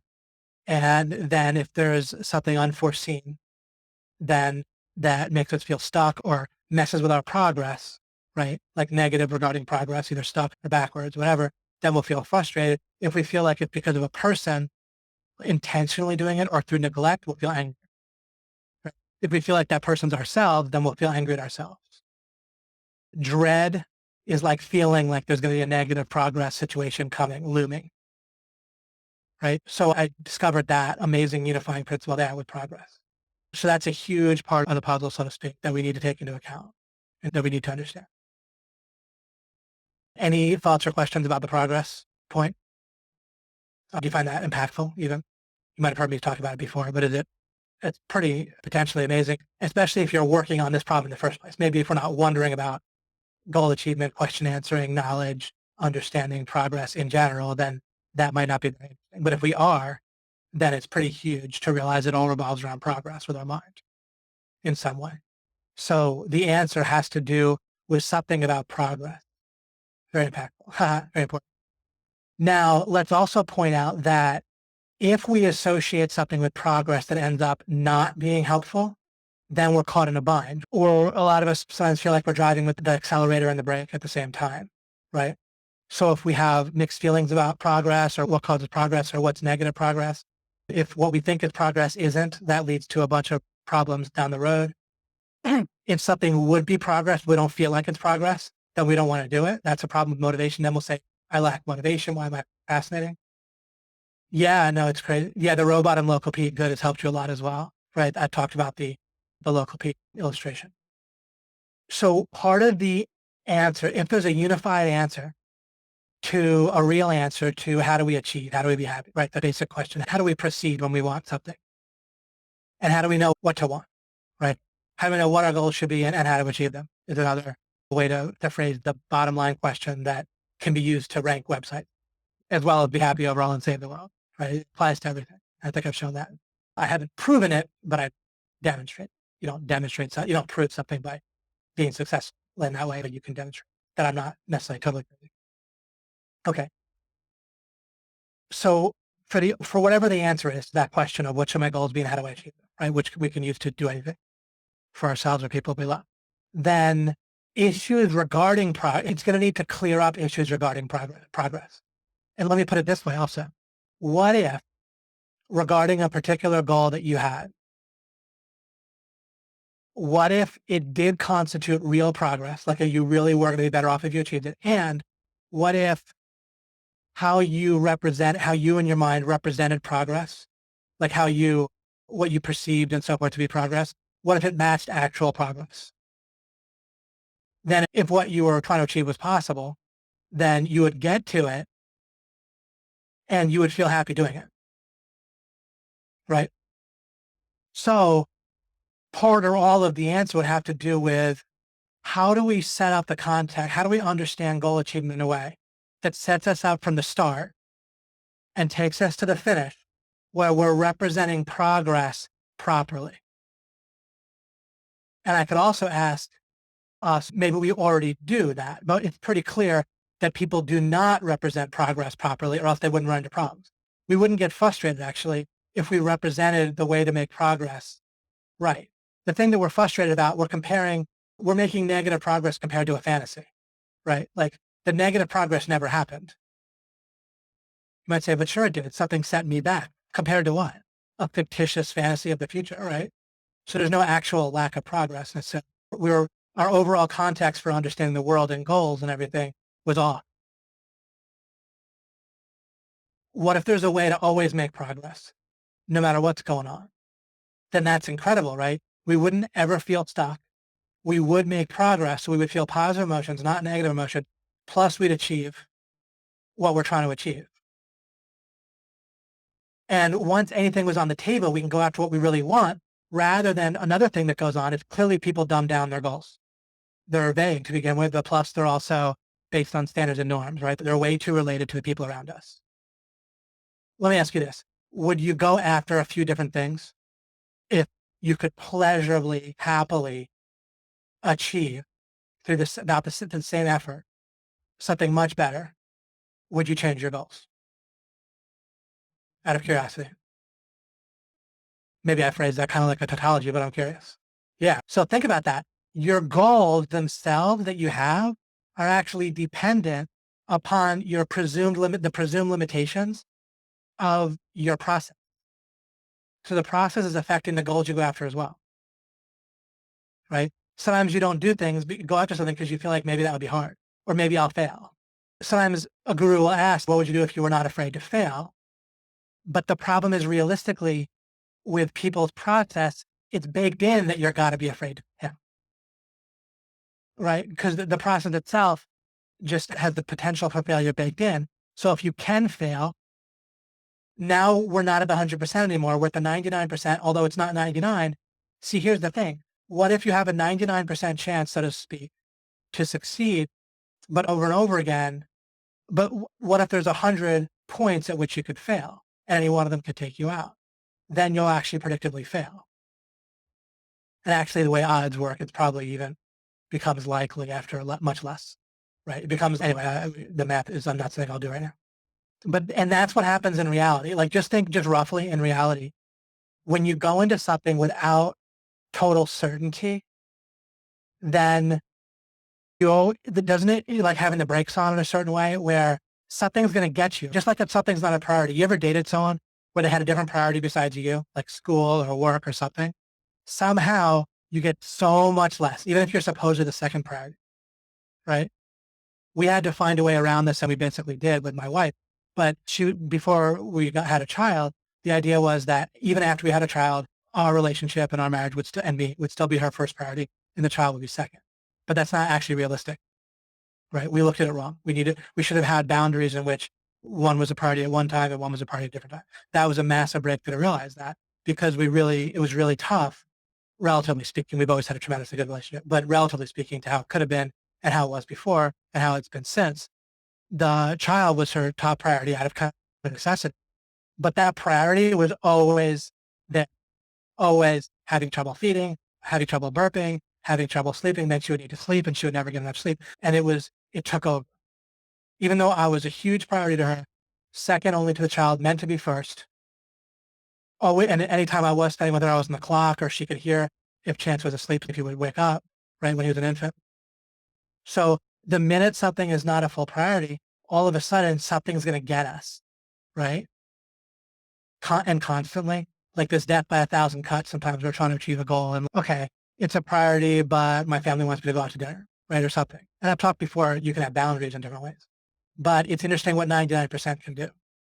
So you see these issues that are coming up, right? Okay. So the answer has got to involve how do we represent progress in goal achievement? In some sense, it's got to involve that. And again, I've been working on this for a while. Do we think of it like attractors? Is it progress how do we tell what's progress and what isn't? But it realistically didn't have it fully, and neither do other people. Maybe there's some, but they're not getting to me. And I'm not fully, I don't read every book or listen to every webinar that anyone might have, but generally we all have a decent, not all, but a lot of us, we read various books, we hear from various gurus, and at some point people will be getting close. But there's actually all these pieces of the puzzle, and people just don't really have any of them, generally speaking. They have a whole lot of things they observe that are helpful, that are correlated with success and happiness and can help us in certain ways. But I mentioned a bunch of things here, even you're not your brain on top of everything else. That's out there too. Some people say that phrase, but not very commonly. And even when they say it, they don't really quite mean what I mean. And typically, but there's a bunch of pieces of the puzzle that are all critical. And I generally don't see people with any of those pieces, or if they do have one, they don't have the others and so forth. And they don't seem to be looking. They tend to be satisfied again, because their mind is doing the same thing with understanding goal achievement. They're trying to be better, right? The minute we're trying to be better, if we say I want to be the best at something, what does that mean? or we need to compare with other people, right? And then we can get satisfied if they're really bad at something, right? That was another way of representing what I was running into as I was looking around in the world and seeing what was going on years ago and starting to like think, wait, something's not adding up that I think needs to add up. What was I thinking? Was people were universally really bad at certain things, certain types of thinking, and that was creating a norm for everyone else. And so it was like crabs in a barrel. Robert said, my goals are already so big that people around me would think I'm crazy if they knew for sure my goals are. I don't think I would. But now we can, oh, and by the way, you were really excited for this webinar, you said, and you're on these. And so that's helping you, right? By really going for bigger wins, at least it's not keeping you complacent. But the answer can't just be to make your goals bigger and bigger, right? Oh, I'll go for $100 million instead of 10. That isn't all these things, you can observe them not working for people totally. People will say that, they'll get frustrated, angry. They won't actually be achieving that. It might be helpful, but it's not the answer. But who is seeing that the answer got to involve something to do with how we represent progress? And I've talked about this in the past, but I'm going to give you something significantly, I think that'll be more bridging. I've in the past said the understanding line, and this has guided me, and it's been massively helpful, and it's correct. But this, what I'll say today, will shed much more light on it and crystallize it, is measuring progress by understanding. Unfortunately, that can have different meanings and be a bit vague. That's been a lot of what I've been trying to do is understand more clearly for myself, and then how to bridge it and figure out what other people are doing, including doing wrong. And not lazy people, but universally, there's certain heuristics that, like ways of operating that people do kind of universally. Totally realistic, great. Understanding line has been helpful, exactly. And what I'll show you now will, I think, enhance that significantly. And I think it really gets to the heart of the matter today. My goals are being tested because I'm struggling. Okay. And so the understanding line has universally just been very helpful for people to take it seriously. Is okay, if I measure progress by understanding, then I'm less frustrated, have more persistence, right? And then there's all sorts of things that are pretty clearly correlated with success in some way, but that also don't fully work in both ways. Our theory that I give you should, or the answer should take them into account, but also show why they sometimes don't fully work by themselves, like persistence is a big one, desire, belief, faith. All of those things should be explained by what I'm talking about and also lead to those things. But we can recognize that it's not right. Even Napoleon Hill, he so helped so many people. He did an amazing job with his science, with his interviewing, with his reporting, with his thinking, but he himself just wasn't that rich. Interestingly enough, like you can see these things all over the place where even the top people and people that have great stuff, there's a way that it's not fully adding up. Should we go after the understanding line? Absolutely. You should try to understand about understanding as a priority, essentially. Mahir says, when I asked a person who made over 150 million in lifetime during a seminar, what he meant when he said that one of his deepest regret was not setting big enough goals, he ridiculed me for being so stupid. What he meant when he said that one of his deepest regrets was not setting, because I guess he figures that if he just stated a bigger number, that he would have hit a bigger number. I don't know, but I also saw that my number that I was trying to hit at first was just several thousand a month. And I exceeded that, right? It didn't really, if I just made a bigger number, wouldn't necessarily help. Although one thing that really was different was I decided on I realized that 3 million, it wasn't, see, when you go for a win, if you name your own win, how is that a win? See, there's so many ways to misinterpret winning and going for the win.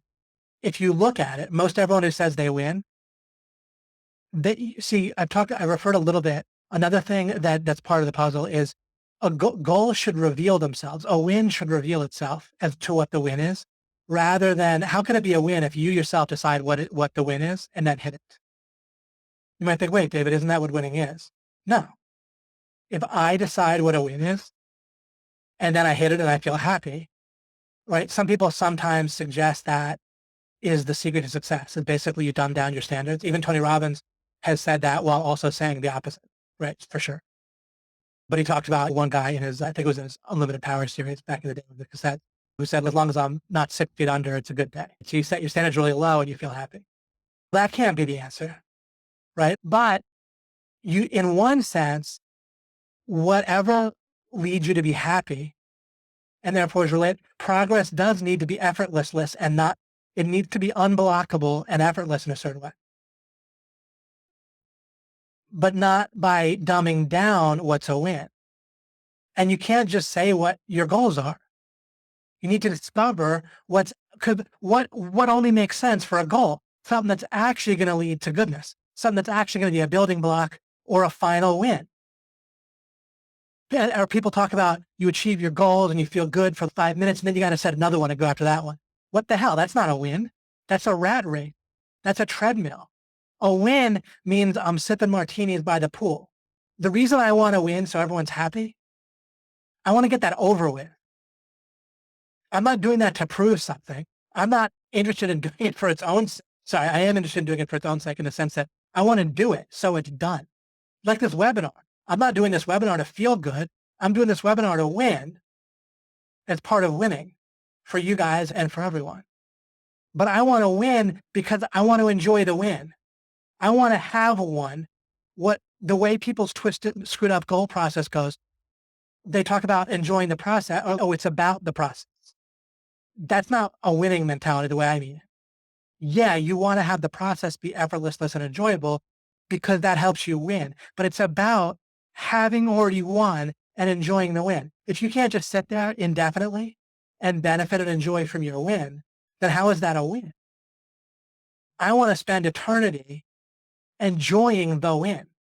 I don't want to spend a long time, like it is, I'm not in a rush either, but I'm not interested in going after the win. I just want to already win. I don't want to do this webinar. I want to win for you guys. And so I do it as part of that and I'm happy to do it. It's part of the win, but it doesn't juice me independently. And winning, I don't win for the sake of winning. When people that say that, it's only because they're doing the wrong thing. Like I talked about trying to get feedback that you're doing well, like to like yourself, to meet standards. That's the wrong thing. See, what I need to show you, what I'm about to show you is in contrast to this feedback. There's a time and a place for the feedback process, but not this confirmation that you're good enough, that you're good, that you're a good guy, that you're smart or gal, right? Or woman. That you're smart. This is what normally drives people is they say, oh, I do it for its own sake. Like I do it for the sake of achievement. I want to climb Mount Everest to show that I can. There's a way that's inherently wrong. Because at the point when you can just come up with your own goals, yeah, of course you should make them as easy as possible. If you make them harder, it's just because, again, you're just trying to pat yourself on the back. Like it's a rat race you can't win. You're just trying to prove that you're good enough, smart enough, and so forth by climbing Mount Everest or making a certain amount of money. And you can never do that. You can't get to certainty through that alleged type of proof. So if certainty is a critical part of the puzzle, and it is, both certainty and importance, those two concepts are massively important. So whatever the answer is, it's got to take those into account and got to do it right. You can't climb enough Mount Everest to be certain that you're a good guy, that you're great and wonderful and dope and talented and special. Because you always need more proof. If someone's dating, what do people normally do? They want proof, but it's the kind of proof that can never be proof. They want the person to affirm that they like them through words or actions. They want, right, positive feedback. Positive feedback can never give you certainty ever, and it actually can give you less. Because what happens after she sleeps with you or tells you you're awesome or even marries you or whatever, right? Then someone who needs that feedback, that looks at the world that way, they wake up the next morning scared again and they need it again. The affirmation. Oh, do you still love me? Oh, what's wrong today? You haven't talked. Oh, you seem like you're in a mood. If you're in a relationship, shouldn't whatever you're creating, shouldn't the win with the relationship not look like that you need constant feedback that the person likes you? Or them being intimate with you for that reason? Of course, you presumably want to be intimate in a romantic relationship, but because it's nice, not because you need it or you're scared without it. You see all these parts of what we need? Yeah. Okay. So I myself have come up with all sorts of imperfect, not yet complete answers. And when I look around, they're also not hitting it in a certain way. What we need is a way to both reveal what to go after and then what to do as we're going after it in a way that we can tell that we're making progress in a way that we actually are. Right? So we both need to make progress and see and feel that progress. in some way.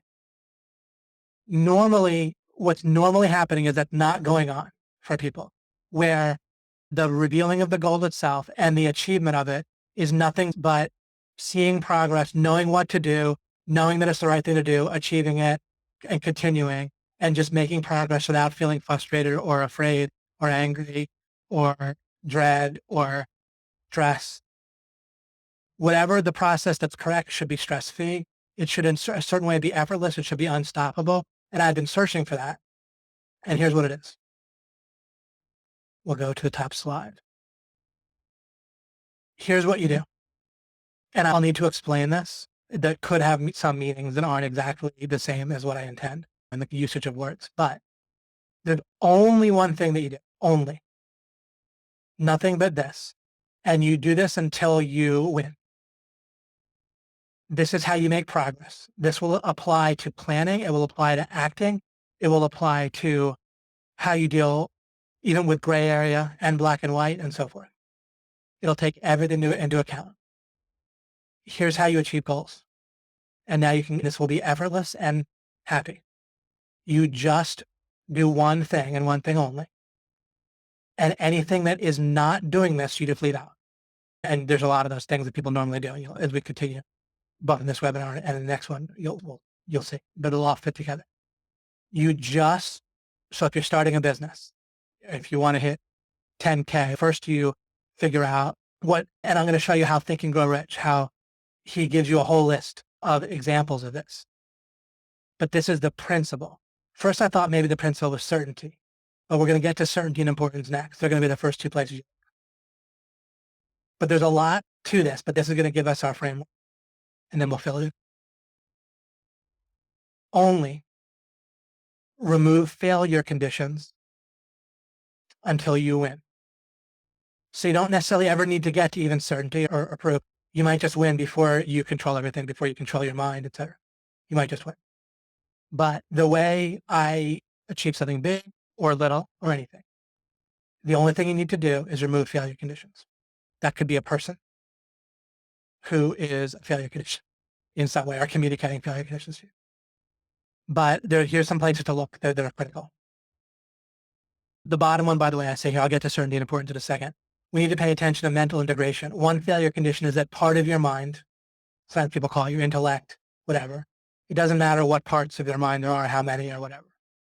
But there's obviously the mind can be conflicted, clearly, right? Like you could want something in one part of your mind, so to speak, but you don't feel it throughout your subconscious and so forth. Other times it can be integrated, where it's fully, you affirm it intellectually, but you also feel it. So one failure condition that this idea takes into account, because it's the unifying principle of both the achievement and really everything answering, but it's the answer to the question. That first slide, remove failure conditions until you win. That's the answer. So one place that but then I knew you can point out there's some details, so it makes more sense. Mental integration is one of them. So in Think and Grow Rich, when he talks about programming your subconscious, and he deals with that, I think, multiple times, let's say in this chapter. Then if your subconscious is not on board, then that's a failure condition. A failure condition is not something that guarantees failure, something that could lead to failure. I've said I never ask questions of people that there's a right and a wrong answer. If there's a wrong answer, did you brush your teeth? To my son or whatever. Or to someone you work with, did you do this when you hope that the answer yes and not no? If there's a right answer, then I tell them the right answer. I say, hopefully you did such and such. If you didn't, then such and such. That's all phrase.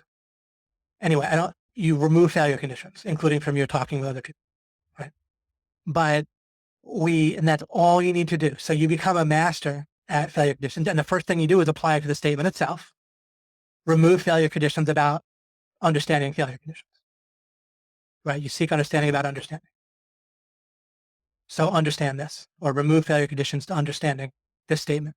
That's all you have to do in life fundamentally, is remove failure conditions to understanding about removing failure conditions. Everything else will flow from there. We're doing that now. I'm removing failure conditions from understanding this statement, the original statement. So one would not be realizing that one of the failure conditions is mental integration. So this idea that I'm sharing with you takes into account dealing with your subconscious, dealing with intellectually, and so forth. Dealing with messages or things that'll get into your subconscious that can mess with achieving that particular goal. I did not say that in order to win, you need to remove all failure conditions. I very specifically did not say that. Did I? Didn't I? I didn't say that you win once you remove all failure conditions. I very emphatically did not say that. What I'm saying is you just go about removing failure conditions and do nothing else. Part of removing, is it a failure condition? Let's suppose you want to meet the person of your dreams, is not getting out and meeting people somehow, or at least getting online and meeting people. Is not doing that a failure condition? Again, a failure condition is not an absolute condition. It's something that can predictably, it's like a vector. This also helps me to explain when I talked about vectors a while ago, that you want in your favor. You want to get as many vectors in your favor. I've been saying this in a manner of speaking throughout. It's the same message from the beginning. However, I haven't realized to put it in this specific way for myself or you guys before. And this is the way. This deals with everything else differently. It's a new day. But if something's a vector against you, like a headwind, that's a failure. Again, it's not an absolute failure condition. I mean, something that contributes to failure. All right. And you don't need to necessarily remove them all before you win. Furthermore, importance, if you don't know the importance of the relative importance or impact of different failure conditions, then that's a failure condition, right? Not judging importance properly. So that's baked into that, right? The first two things you need to look for, besides mental integration, but the first have to do with certainty. Things that go against certainty, both subconsciously, neurologically, and intellectual certainty, right through logic. Things that go against that are potential failure conditions, because if you feel absolutely certain about something, then clearly that's a success condition, right? Clearly that gets your mind in the optimal state or ongoing state to achieve. You're maximizing the achievement. We also want to think about our relationship with our mind. There's a way that ultimately it all happens in our mind in a way. Because even when we take actions with our body, that starts with our mind, right? So things to do with certainty are going to become super important, including ideas of absolutes, like I opened this with. One of the huge things that you need to get familiar with is the wrong way, which is the default way, the normal way. And the main thing I would say, one of the main thing that locks people out of this, why people don't realize this, why they operate differently, is that people go after certainty via positive feedback. They're looking to confirm. But the irony is you can never prove something through confirmatory evidence. You can never have a woman tell you that you're awesome enough for you to prove that you're awesome. And the more you hear it, the more scared you're going to be about the person that doesn't do it. The farther you get, the more afraid. Like experts get more and more afraid of appearing wrong, and they get stupider, like more in their own box. They know more about their box, but they're more afraid. Anything that they're wrong about, they're more hardened about. So when you understand, and you might already, but the way that people go about trying to confirm that they can do something. See, normally people treat progress differently. Normally when people come up with a goal, the goal itself comes from norms and is typically so they can feel better about that they're achieving their own norms that their mind gets from their peers and so forth. What seemed normal. That's where people's standards come from typically.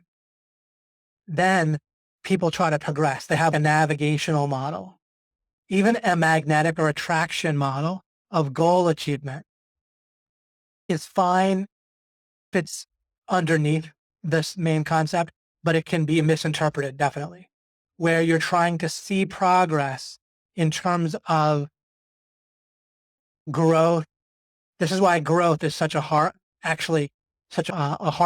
counterproductive mindset, even though there's a whole book saying it's the right way. In the sense that achievement through the normal process that involves, of course, a lot of stress, frustration, and misplaced happiness and often in pleasure and so forth, dumbing down of goals, is where people need to see progress in a different way. They need to see progress in terms of what the mind needs to do is find a way to represent a measuring stick that's linear, right?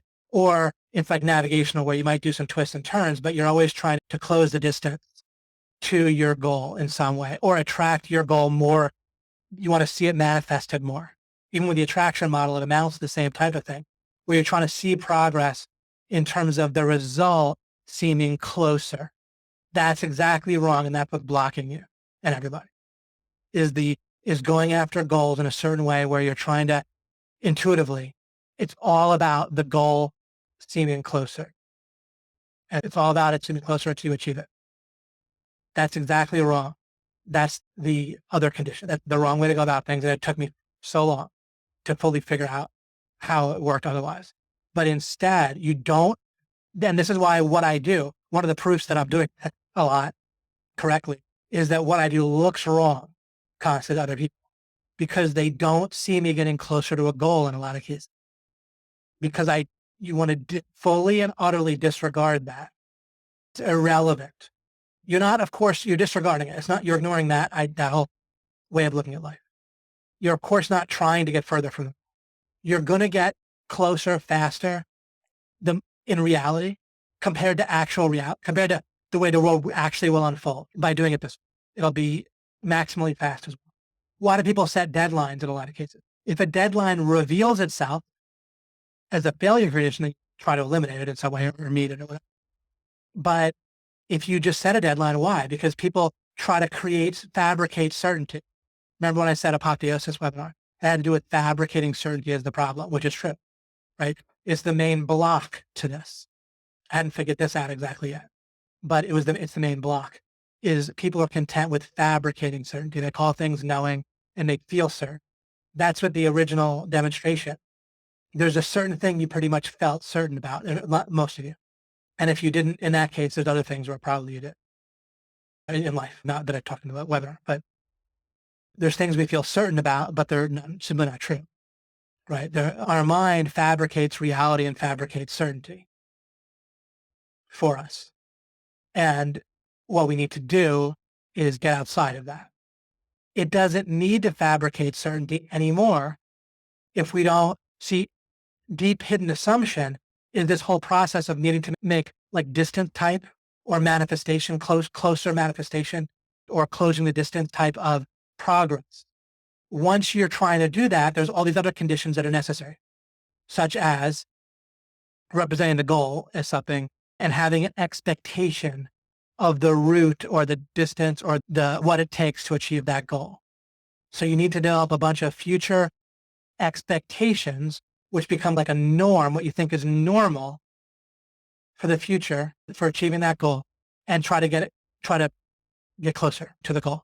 But you have a sense of, am I getting closer fast enough? That's what people do. With what I'm showing you, all that's gone. You ignore it fully. Am I doing it fast enough? That's a failure condition. To worry about is worrying about whether you're achieving a goal fast enough. That's typically a failure condition. If you need to achieve it as fast as possible, then obviously you pour all available resources into it, your time and so forth. And then obviously that maxes out how fast you're going to achieve it, right? You pour all your resources into a goal. That's all you need in terms of, so anything to do with how fast you need to do it has to do with importance, right? You don't need to ever think in terms of how fast, you just think in terms of priority. Not having something as a priority, skipping down to importance, is a potential failure condition. Now, you can achieve all sorts of things without making it a total priority, right? Because there weren't things that were a higher priority that would end up interfering. If I want to drive to Starbucks or even achieve whatever, making some amount of money or all kinds of things might not be a total priority all the time. You might not be willing to do whatever it takes, but you might still achieve it. However, my main idea here takes that into account. I don't say remove all failure conditions or you win once you remove all failure conditions. I say remove failure conditions until you win, and you try to do that in terms of importance, which means that not knowing importance, not having a grasp on importance, is going to be one of your main failure conditions, right? And then the other is confusion with certainty. If you're looking for sources, normally part of people's process is they're looking to sources for certainty. You no longer want to look to other sources for certainty because you cannot get certainty from another source. You can get a feeling of certainty, but it literally implies that you can't be certain. If you're going to a false sense of certainty, any source, even God, because you have to interpret what God says, right? By the time God communicates to you, it goes through your mind, which, unless it's perfect in it, is a source of uncertainty. So any source has to be like filtered or interact with your mind, and you get the result of your mind interacting with the source. Even if the source were perfect, and most of the sources that you guys look to are also not God, right? On top of that. But David, shouldn't we use sources? Yes. But once we're removing failure conditions, then we use sources properly instead of improperly, right? Not having the help of someone who's done something similar previously wouldn't be something in our favor, right? It could be a failure condition.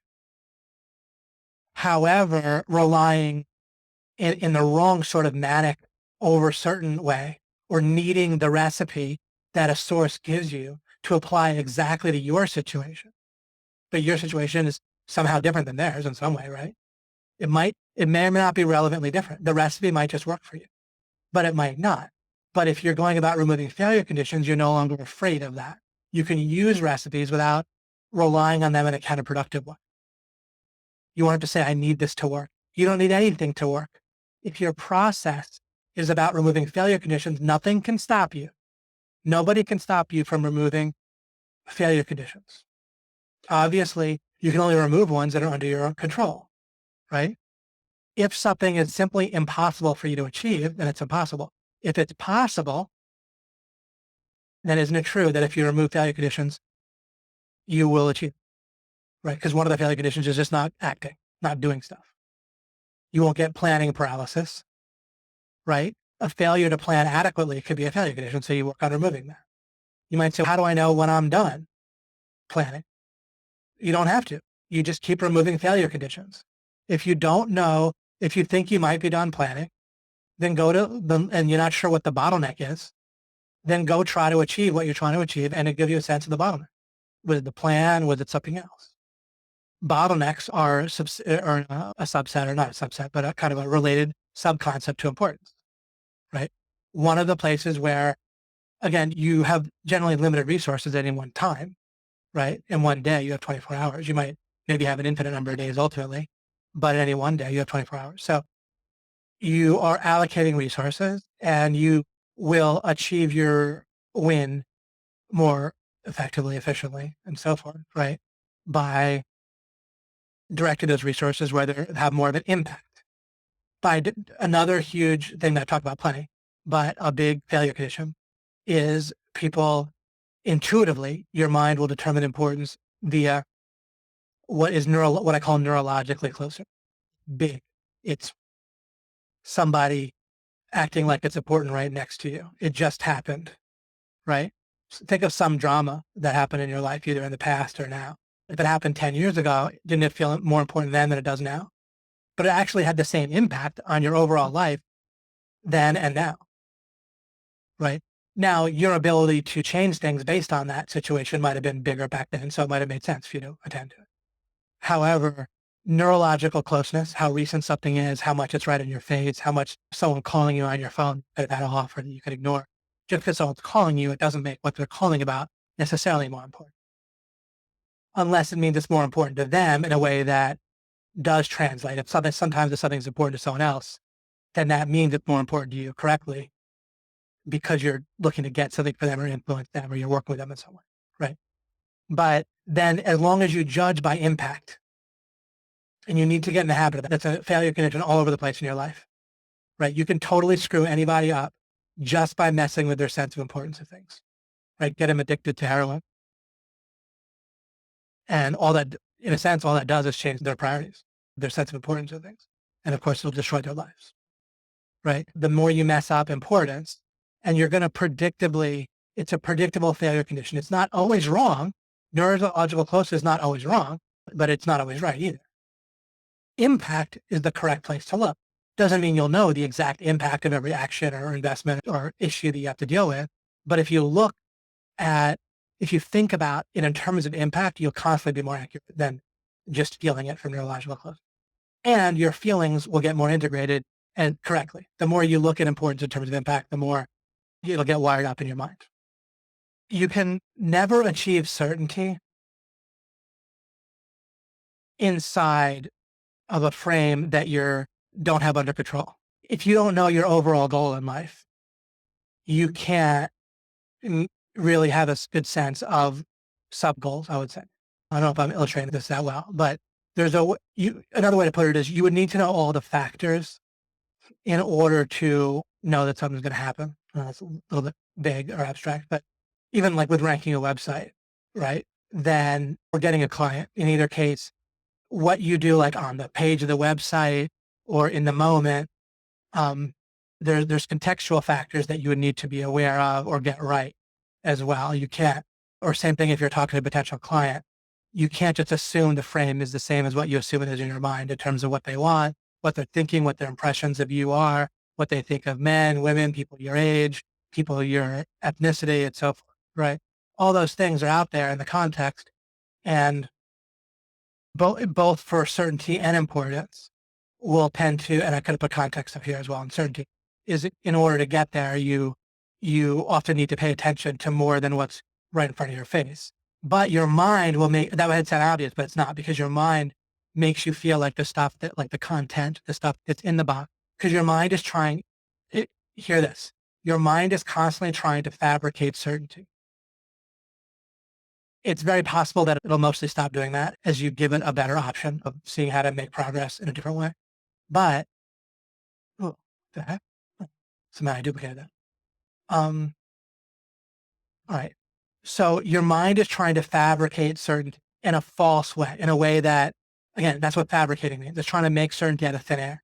And it does that by trying to put blinders on you a lot about frames and context, or thinking about what words mean, or all sorts of things. Again, it's going to make you feel like, because you want to control your mind, for example, right? So in order to feel a sense of control, you feel out of control if you are, at first, it's the right thing to do, but you feel out of control if people start asking the big questions in life. Then what do? They feel a sense of panic or out of control. So their mind wants to shrink them, right? That's why when I say bring up these deep questions to people, they don't want it. Why? Because they're getting their certainty in a wrong, fabricated, false way, and they feel like it's negative progress, and they have negative emotions associated to looking at the context, because that messes with their sense of certainty, which they feel is negative progress. Because certainty feels like progress. And certainty, ironically, is progress, but you need to reframe what certainty means and stop trying to get certainty in the wrong way. Fabricated certainty is not progress. If it feels like progress, you're screwed. And it feels like progress for virtually everybody. The way out of it is to change progress to removing failure conditions, and to understand this more and more. It'll dissolve these issues. The minute progress becomes the normal way, there's all sorts of cascade effects like I talked about, where your mind has to fabricate certainty, needs to fabricate certainty about goals, certainty about progress, certainty about frames, especially, and ignoring context. Sometimes you have to start at the root, right? And it's going to give you a wonderful feeling of confidence to get the outer frames, outer context. You'll feel wonderful doing it because you'll be removing failure conditions. You'll be making real progress. But if you represent progress wrong, or the goal achievement wrong to begin with, then it won't feel like progress. It'll feel like negative progress. And the worst thing ever is when the right progress feels like the wrong. And again, that was one of the anomalies that I was trying to figure out what the heck is going on with people. When I address real progress with them, right? Deep issues are real progress. They're the most impactful process, right? Overall frames affect so much because there's so much inside of them. Right? I know I'm being a little bit abstract here, but you can still, I think, get a sense of what I'm saying, right? The bigger questions in life, the bigger frames, how does the mind work, right? Individual property rights. It explains and alleviates so much. So the impact is huge. So you remove a very impactful failure condition when you get outer frames, when you get the deep questions right. But the reason some people won't come on my webinars or feel like, oh, are we making progress, is because they feel like opening up those questions is negative progress. And it scares. We need to have an overall success philosophy that makes it feel good to open up and then answer the big question. But we have to open them up to start with, right? And removing failure conditions is it. Now, if your overall goal is in itself a failure, then how about that as a failure condition? So 10K a month, is that a win? I don't know. Have you won? Now you could say, David, it's a stepping stone. Okay, if that reveals itself. And one thing you could do is say, look, here's how I'm going to do it. What I'm going to do, David, is I'm going to go after 10K a month, and that's going to help me see what it's like at that point, what the bottlenecks are, how much I enjoy doing that, so on and so forth. I think it'll reveal a lot. And that's why I'm going to stipulate 10K a month. That is totally good, that idea. However, remember, you still need to look for impact and importance. That doesn't mean you're done, right? One of the things is what's your motivation? A failure condition be it not having a clear, if it's a stepping stone, doesn't that mean you still need to be clear on what the win is? So even if you stipulate a stepping stone, a failure condition is still the lack of motivation and clarity and certainty on that stepping stone. How could you have certainty if you don't know what the final goal is? Regarding money, it might be something like, I'd like just not to have money be messing with me. I don't want other people's priorities to become my priority because of money. That might be a win regarding money, especially if you understand the win overall of getting rid of bad in the world. Then doesn't it make sense that not having other people's priorities coming up over that overall win, right? Like we end up not treating the overall win as properly important or as a priority because of chasing after money, right? But we need to one way or the other not need to chase after money. And there might be a way, as I always say, to do that without hardly having any money and just being a vagrant in some way. And I'm not concentrating toward that. That might be fully an awesome way, and it might be quicker and easier for some people, or you might figure out how to do it and share it with everyone, and it's easier for everyone, or nearly everyone. However, I don't have that figured out. For me, it turned out that what I did was I made enough money, but it's not just making money. Pretty clearly, whatever amount of money you make, you can still have money be an issue, where you still want more, and therefore it means you have to make other people's priorities, essentially, or at least priorities outside of the overall win, right? Somehow money's messing with you, right? And people that say it's not, it basically is for most anyone I see, to some degree. So even if you feel like money's totally taken care of, but you're constantly going to your job and you say, I like my job inherently, that's why I do it. What if they didn't pay you anything? You fully like your job just the same? If not, then money's messing with you, and it's messing with your intuition about how much you really like your job. And if you really like your job, but it's taking up your time and it's a priority over something that could have more impact on your own life or someone else, right? Then you're getting importance wrong. You need to, like a failure condition has to do with judging impact. Is working at your job really the most impactful thing you could do for yourself and others, for your own happiness, if not for money? You see how I'm thinking this through with you? Right? That would have to be the case if money's not messing with you. So in order for money not mess with you, part of it would also have to presumably be spending. You'd have to get a sense of your spending, right? And figure out at what point, what amount of money could I spend where money's neither an issue in like either direction, where it's not an issue because I'm living a lifestyle that I'm cool with, right? And part of that is you look, maybe some things you can remove that are expensive from your lifestyle. But some things realistically, it might be easier to make the money than to drop certain things. Think about it. Like money's not infinitely hard to make, but you come up with a good number. For me, it was about 3 million. And it all worked and happened. I hit it. I've won. Money's no longer in my life.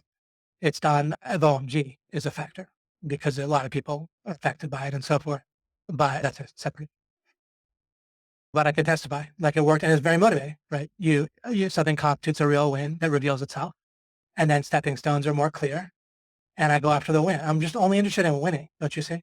Winning, not beating other people, not proving to myself I can win. That's not a win, but prove to myself I can win sometimes. How's that a win? I'm interested in real win that I can bank on, right? That I can enjoy, either for plenty of time or the rest of my life or the rest of existence, whatever it might be. And in order to do that, you have to imagine winning and enjoying it, not winning and racing off to the next thing. No wonder people don't want to win. Their idea of winning is a loss, is a crap.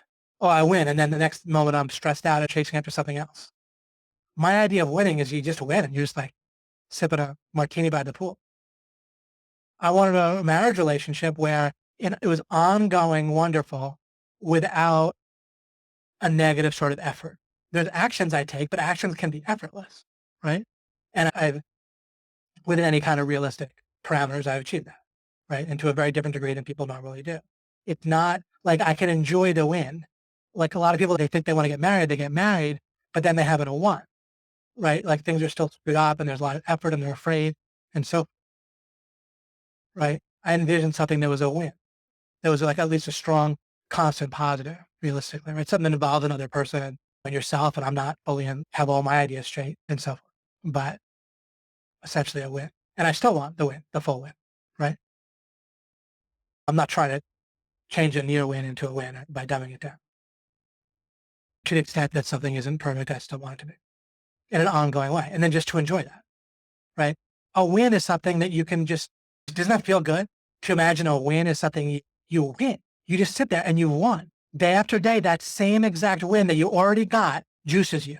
That's how it can be, should be. It only makes sense. Otherwise, it's not a win. And if your idea of winning itself is tainted, what an amazingly powerful failure condition. If winning itself is not very motivating. I think that's the case for people. I'm fully certain, I fully feel a full sense of certainty and importance and motivation about winning overall. I have no doubt, integrated, that the world can be, we can get rid of bad. No, it just happens to be integrated and it feels fully important to me, right? Maybe there's a way in which it's not fully integrated with the importance, depending on how you interpret it. It's a little hard to say in terms of maybe I could spend my time or figure out what would have a bit more impact. But I really work on stuff that removes failure conditions for that. But again, it's not about it appearing closer. Obviously, if I've come up with this stuff, then I'm working on the way. Cool. I think that is good for today, actually. And do a sudden ending. You're right, Julie. She says the irony is that in a fabulous relationship, the positive feedback flows effortlessly and enjoyed, but it's not urgent or needed in any way. That's exactly right. Yeah. The process should be effortless and stress-free. Love it, says Jamie. Thierry said, oh my God, David, this is major. Become a master at removing failure conditions. Holy crap. I told you this is going to be the real deal. Wasn't going to let you down. Ragnarok and all. But yeah, that's it. This isn't ending. I'll do another webinar and more webinars. But we'll talk about the same topic next webinar. All you have to do is fundamentally in life is remove failure conditions to understand how to remove failure conditions. Not lose until you win. And it's not exact, depending on how you meant this, you aren't going to lose, right? You automatically aren't losing unless, like by looking at it this way, you never lose until unless you're like annihilated, in which case you haven't lost either. You just got annihilated, right? If your beingness goes away, I'm not saying it's going to happen, I don't think, but you're just doing this. You can't be stopped. When you start, you can't be stopped in doing this. Do you see? You're literally unstoppable from this moment on. Because all you do is remove failure conditions, including not understanding how to remove failure conditions from this moment on. That'll allow you, then you turn that to what goals you want to go after. Revealing the goals themselves is a goal, is a question to be answered. So you remove failure conditions about removing failure conditions, and then you apply that to removing failure conditions about having the right goals until you win regarding goals. And then you remove failure conditions for the wins you're going after. It's all you ever have to do. It's full and it's fun and effortless. It's happy and effortless and it can't fail. And it's fully efficient and effective. It's all the things that we want. A failure condition is like a vector. You want to get as many vectors in your favor as possible, and including once you put importance in there, right? Like you want to get as many strong, like relatively strong vectors and remove as many relatively strong vectors at first. Like to the extent that you have limited resources in a particular day, then you want to have a sense of importance as one of your things. Now I'm sure I'm on the right track. Thanks for explaining that, David. Absolutely. And this is like a sixth sense moment or something like that, maybe. You'll see this as a common thread through everything I've talked about since 2013. But you'll also see, or at least I see, I didn't have this kind of clarity until now. Oh, Think and Grow Rich, go through it. And it's even more helpful because first of all, this is the central principle, although in one sense, the central principle had to do with certainty and importance. If you combine those two, then that's a central principle in one sense of thinking. But what I just gave you is the organizing principle behind Think and Grow Rich. Plus, you can see some of the limitations. Like once in a while, he goes wrong with his thinking. Like he says that someone proved a principle by achieving, but you don't prove anything by demonstrating it. You know what I'm saying? If I say, if I have enough desire and certainty, then that'll work. Then I'll achieve my goal. And then you achieve your goal. That doesn't prove that desire and certainty can achieve that goal or your goal. like one instance or 1,000 instances of positive feedback don't prove something. Can't eliminate certainty. And ironically, that process actually reinforces uncertainty because it's an inherently flawed process that can't get you to certainty. However, Think and Grow Rich gives you so many detail now that you have the framework that you can use to remove failure conditions. He lists so many like positive conditions, right, that you want to have. So a failure condition would be the lack of desire, persistence, looking at thoughts as things, having a mastermind, masterminding, and so forth, right? So a lack of his 13 principles or so, depending on how, whether 12 or 13. I think the 13th or the 14th was fear. I think. Anyway, you get what I'm saying. If it's a positive thing, the lack of it would be a potential, would be a failure condition. And by failure condition, a potential failure condition, like a failure vector. Remember, you do not need to remove all failure conditions in order to win. You just need to win, right? But you do that until you win. And then he actually lists 30 causes of failure. And that's one of his chapters, basically. And then you can look at that. And so that'll help give you more hints on where to look for failure conditions. But then you need to think for yourself about relative impact of those various things. Ewan says, so powerful. Great. Gratitude interjection. Thank you, God, that I'm here tonight. Now back to curious to seek and understand this. Awesome. So this is often it's hard with these reveals to have it seem as good as it is, but it looks like this is hitting you guys. Michael Gagnon says, switching career orientation like for SEO can create a tight budget. It is probably the main failure condition for most in this group and is a very hard one to remove. Oh, no, I agree. And so one of the things is getting your spending as low as possible for a while when you're trying to break through with success or switch careers. Then spending can often be one of the big, because realistically, that's where the leeway is going to be often. And really rein that back, I would say, for a lot of people, if that's a failure condition for you in your situation. But now we can talk about all these different things in light of failure conditions. That's going to provide us the framework that for me to explain all the rest of the things that I've talked about and that I can explain. So again, there's so much now to mastery. Once you have the framework, then that opens a place and a hook for details. And that process is the mastery process. All of us now can go about mastering particular goals, particular aspects of life, and this thing overall. And so we'll master this idea together of removing failure conditions in the future. Your mind is constantly trying to fabricate certainty. Brilliant and critical. Yeah, critical to get that. I'm so glad that hit you. It's just critical. I talked about that in a webinar I really hyped as well. It'd be a apotheosis one. Several webinars back. And I made that available via the link too. It was in here. With regard to certainty, Nassim Taleb, I read his book I didn't read the Black Swan book so much, but I read what's the word? Not Indestructible.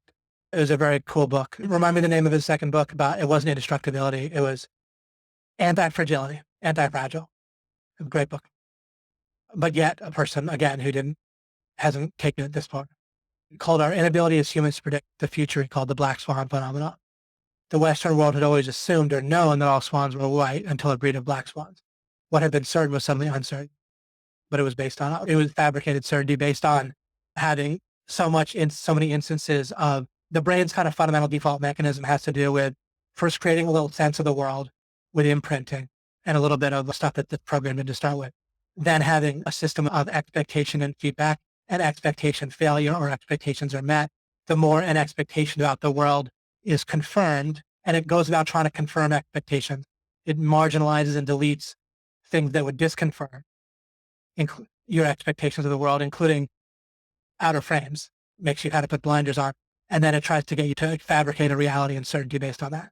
And that's the default epistemology that people have.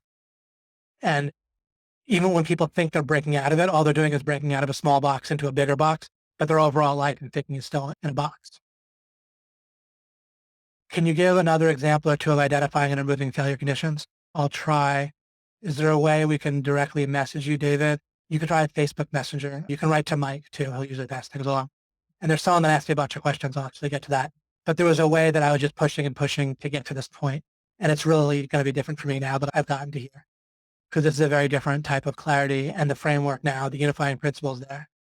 It's like the unifying principle people are looking for in physics. This is with the real question of the world. And this provides the unifying principle Along with, remember, I've taught you a lot. I've taught you about the real way to know if something for sure is typically you're able to, like, truth has to do with matching, and you're looking to show the opposite, right? Disprove the opposite. And that's not just one tool, that's like the tool when it comes to understanding what's true and having real certainty is when the opposite can't work. Oh, and let's try that in a moment. Let me take a break for a moment, and then we'll take a look at how do we know this is correct? Because if we take a look at the opposite of this process, we'll see what that looks like. Be right back. Hello again. All right. Let me make sure.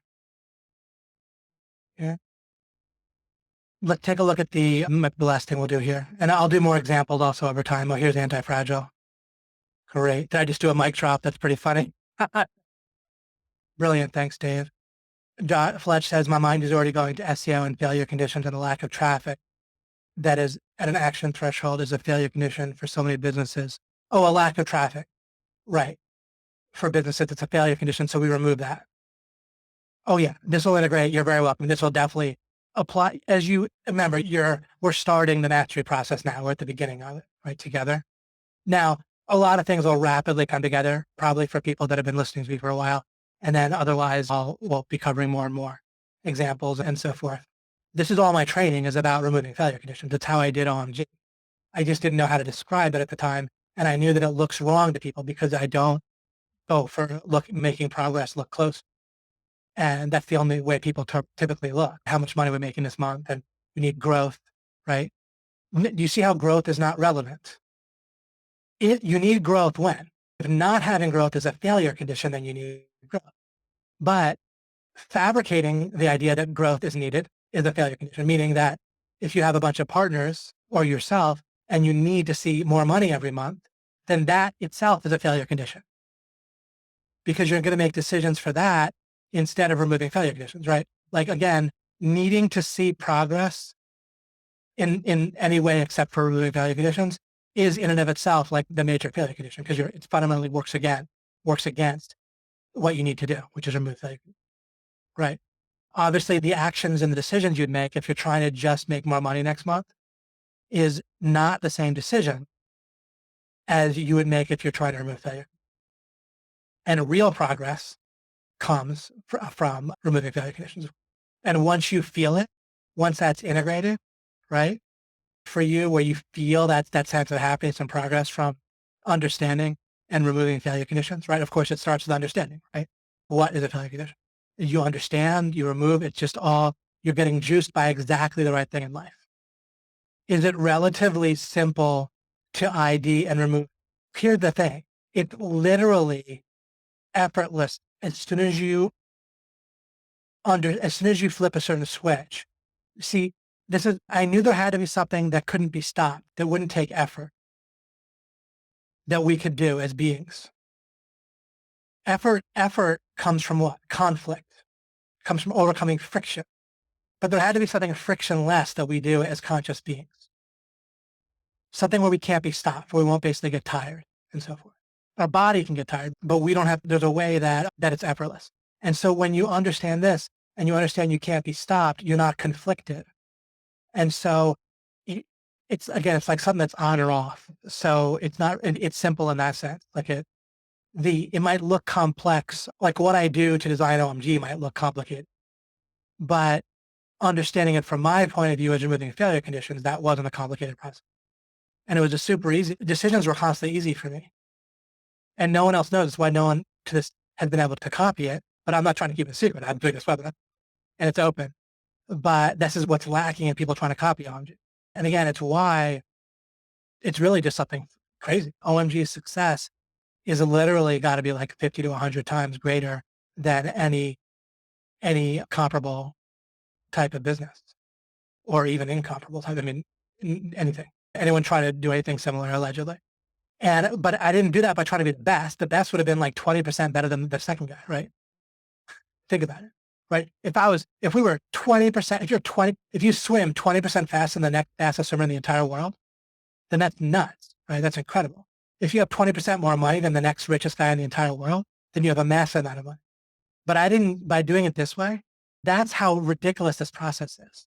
I took something that a lot of people have supposedly tried to do, which is to make a business that helps people make money. As a matter of fact, schools do this and universities do this, not just courses online about learning a skill or making money, right? Directly. If you compare this to a school or university, then it's a kind of a different measure than success, right? But the amount of time it takes people compared to the results they get, or to also how it's all independent of just like a circular licensing, like you get a stamp that you graduate from college and then businesses like stamp and they hire you at a job. But nobody, oh, a good apples to apples would be schools have entrepreneurship classes. How many people go to university and then make their own business and succeed in their own business? We're back to 1% or less, right? Just like the same number that most books and courses have in our niche, the general niche of make money stuff online. It's always 1% or that range. OMG, we can hardly even say the percent. It approaches 100 really, right? We saw Rebecca Hoffman post the other day. Everyone that we track that's been doing this and focus on this, it sticks with us. Mike and I, we talk about this sometimes, we try. We can't think of someone that, of course, people can drop the whole thing after a month or 2 or 3, but we don't know people that have been trying to succeed. Steve Whitby posted that he'd been struggling for months and then he succeeded. There's a number of people that have struggled for a while and then succeeded, but we don't know anyone that struggled for a while and then kept going and not succeeded. I remember Caroline Middlebrook. These are people who overtly said, I'm struggling with this, and then they succeeded. So we're approaching like 100%, and depending on how you measure it, right? And I don't know anyone that's been with us for a full year and has reported now that they failed with our coaching. That could be the case, but I don't know anyone. And certainly then they could keep going. And 1 year to succeed as an entrepreneur is pretty darn short. And for sure, no one for 2 years. And if someone's been doing this for 2 years and still not had success, then you can let us know. But anyhow, but I don't think it's not like half. It's nowhere near, right? It'd be like a couple people here and there, if anything. So how do we go from 1 to like 100? This method. That's all I did, in a sense. Just kept removing failure cues. If you look at OMG, how it's designed, there's all these, it's designed around that. It's not that it's perfect, but remember, you don't have to remove all failure conditions in order for people to win, right? A win in this case is someone makes some kind of, let's say their tuition back and they're making progress. Obviously, if someone can make 8,000 or 5,000 or whatever, then they can keep going. Whatever a win might be, right? A few thousand a month, or 1,000 a month in a way that they can keep going is a win generally for people, for sure. So as long as it doesn't just totally crash and stay crashed forever. And again, didn't have to remove all failure conditions, but it's what I made my decisions around. And there's just a whole slew of decisions that I made. And some were, it's not even that you need that many, but some were critical that were different than other people were making. And so forth, right? And one of them is we don't come up with our own tests and show you how to pass, right? But that's the normal way. That's what certification is. That's basically when there's any test. It's the educator themselves comes up with a test and then shows you how to pass. Right. Mike says cancer is growth, right? Now, growth can be a bottleneck. Mark Zuckerberg, or it can be a failure condition, not having growth. Mark Zuckerberg, I think correctly, was totally focused on growth and not on revenue, not on other metrics when he was growing Facebook, because for a social media type of thing like what he's doing, then growth is massive, right? You need to be the biggest guy in the blog and you need to have a massive, not even biggest, but you need to have a massive number of users, right? People need to have a number of people they already know that are on Facebook, right? Back in the day for it to really get off the. So growth was incredibly important. So in his case, he was totally right. Bezos and Amazon might be similar, where you need to hit a critical mass of some sort. And then hitting that critical mass, which might take growth, might be critical. But then otherwise, other times growth is not a failure condition, or going for the appearance of growth is not a failure condition. With something like Facebook, growth, actual growth, and the appearance of growth are pretty similar, right? Because you just look at actual, like active users. And that's a pretty in-your-face, correct. Like the appearance matches the reality pretty well with growth. Whereas for something like OMG machines, it's very different, where the things that we might do that would cause us to do well in a number of ways, financially and helping members, are just not correlated with what's going to make us money. At least at 6 months down the road, we have to build something and so forth, right? Otherwise, but there might be times we need to revamp our teaching. Maybe things change a lot and we need to make sure that we have something that is helping people. I would stop our revenue and our coaching for a year if I needed to, if what we were teaching had to be revamped.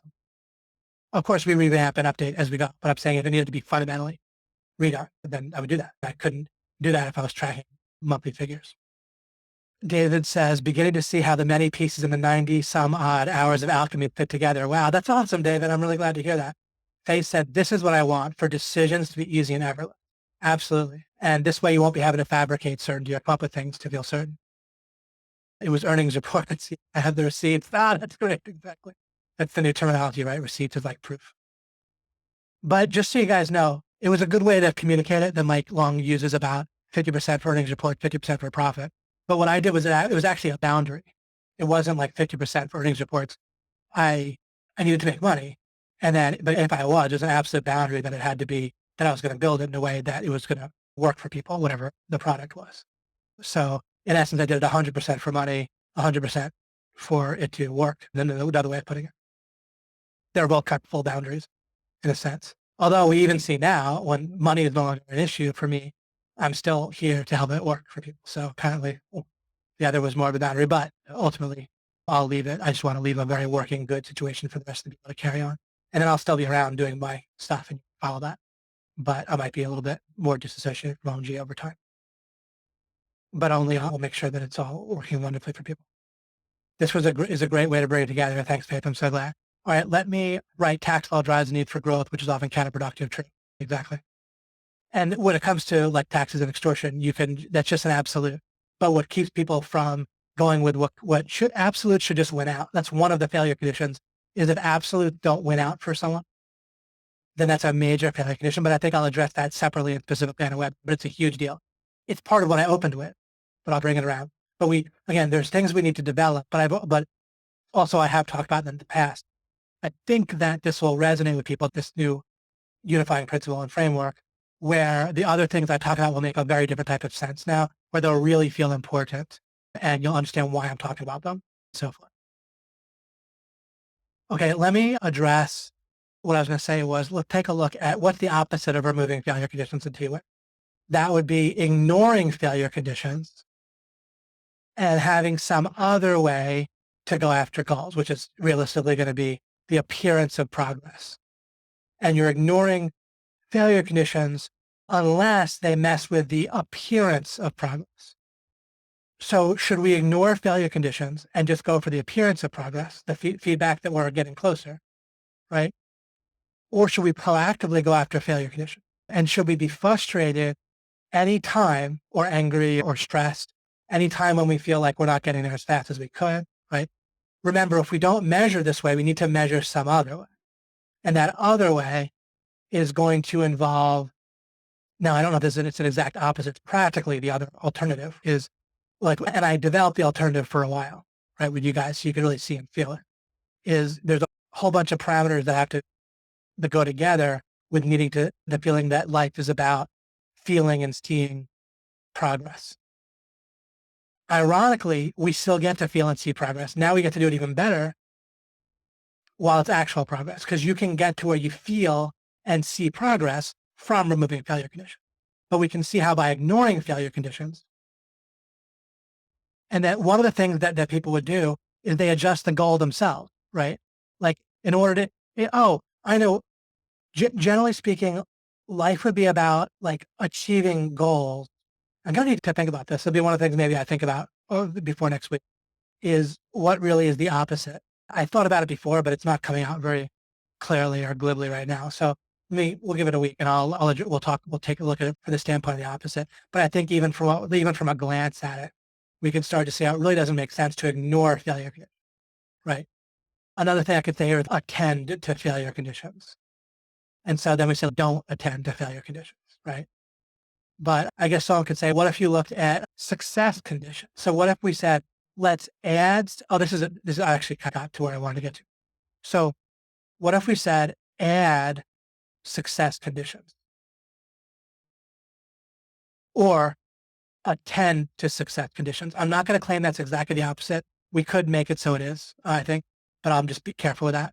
But this is still, practically speaking, it's very relevant to look at. And I'll end with this. So what if we instead attend to success conditions instead of failure conditions, which would mean we're attending to things like associated with, There's a number of practical problems that come from it.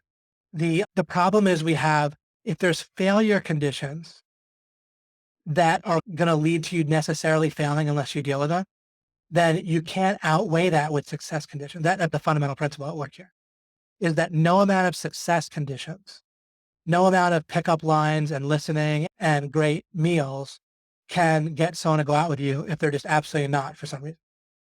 Maybe they're married and totally happy, or they're not even considering it, or they're not of the sexual orientation where they would go out with you or have a romantic relationship with you, right? So if there's a failure condition like that, it doesn't matter how many success conditions you pile on. That's the basic principle at work here, is that by default, our mind thinks as if, and operates as if success conditions can lead to success. When in fact, and I've said this in different ways, right? With the robot on the climbing the hill, it gets stuck on a local peak. That's an example of how it's set up for failure. It can't reach a higher peak somewhere else because the overall conditions are for failure, and it doesn't matter how many successful steps it takes. It's going to get stuck. So success conditions do not lead. They could lead if the overall frame, this is when people succeed. If the overall frame that they're ignoring is set up for success, then people can succeed. And that's when they say that they've rediscovered that the success process, the default success process works. You just determine, you keep going, you have desire, you have faith, you're certain, you determine, right? You think it, your subconscious thinks it, all that stuff. As long as the overall frame, the part of the frame that you're ignoring, or all the potential failure conditions that you're ignoring are not there or are not going to cause you to fail, absolutely, then yeah. And when people think that the success condition thing really particularly works is when there's not absolute failure conditions on them. There's like kind of relative failure conditions, like things that make success much harder that are ignored. And then people do all these success conditions to overcome them, and then they feel awesome, right? But it all potentially could have been so much easier, but the whole way they're stressed and so forth, right? Or part of the way they're stressed, they're scared. But then they work through it, they got through it, and they succeeded. And then they write the book on success. However, when people try to follow that same recipe, a lot of other people will have the failure conditions that are absolute on themselves, unless they address certain frames, but that are not addressed in the recipe, that they wouldn't realize to address if they're just being determined and have belief and determined. If the failure condition is that you don't have enough belief and you manage it subconsciously and you manage to program your subconscious, then you'll prove that having more belief in your subconscious will cause you to succeed. However, again, in reality, there's all sorts of failure conditions that don't get addressed if we only focused on things that we associate with success. Furthermore, it's often much more stressful, frustrating, upsetting than it needs to be, and less efficient. This is a really fast and efficient way of achieving goals as well, because you're totally interested in success conditions, right? Like things that will accelerate you when you're doing this, of course, right? I'm interested in things that will get me closer to my goal, obviously, like in a real way, right? That'll just kind of, a failure condition would be not realizing and not doing a success condition. So it's once we do it in terms of the opposite, like I did here, this kind of disjunction or opposite frame of reference, then it all works. Just like I've talked about with knowing and gaining true knowledge and absolute knowledge. You have to back your way into it. With success, you have to back your way into it by focusing on removing failure conditions, which again includes recognizing and doing success or accelerating conditions. Excellent. We will wrap it up here. That split says that opposite is pretty much exactly the description of how I've lived up to meeting you. No, it's everyone. And it's the overall default thing. Even success gurus preach it, right? Such a trap for confidence. Yep. No amount of strengths protect against a vulnerability. That's exactly right, Fletch. It's fraught with that potential imminent failure condition.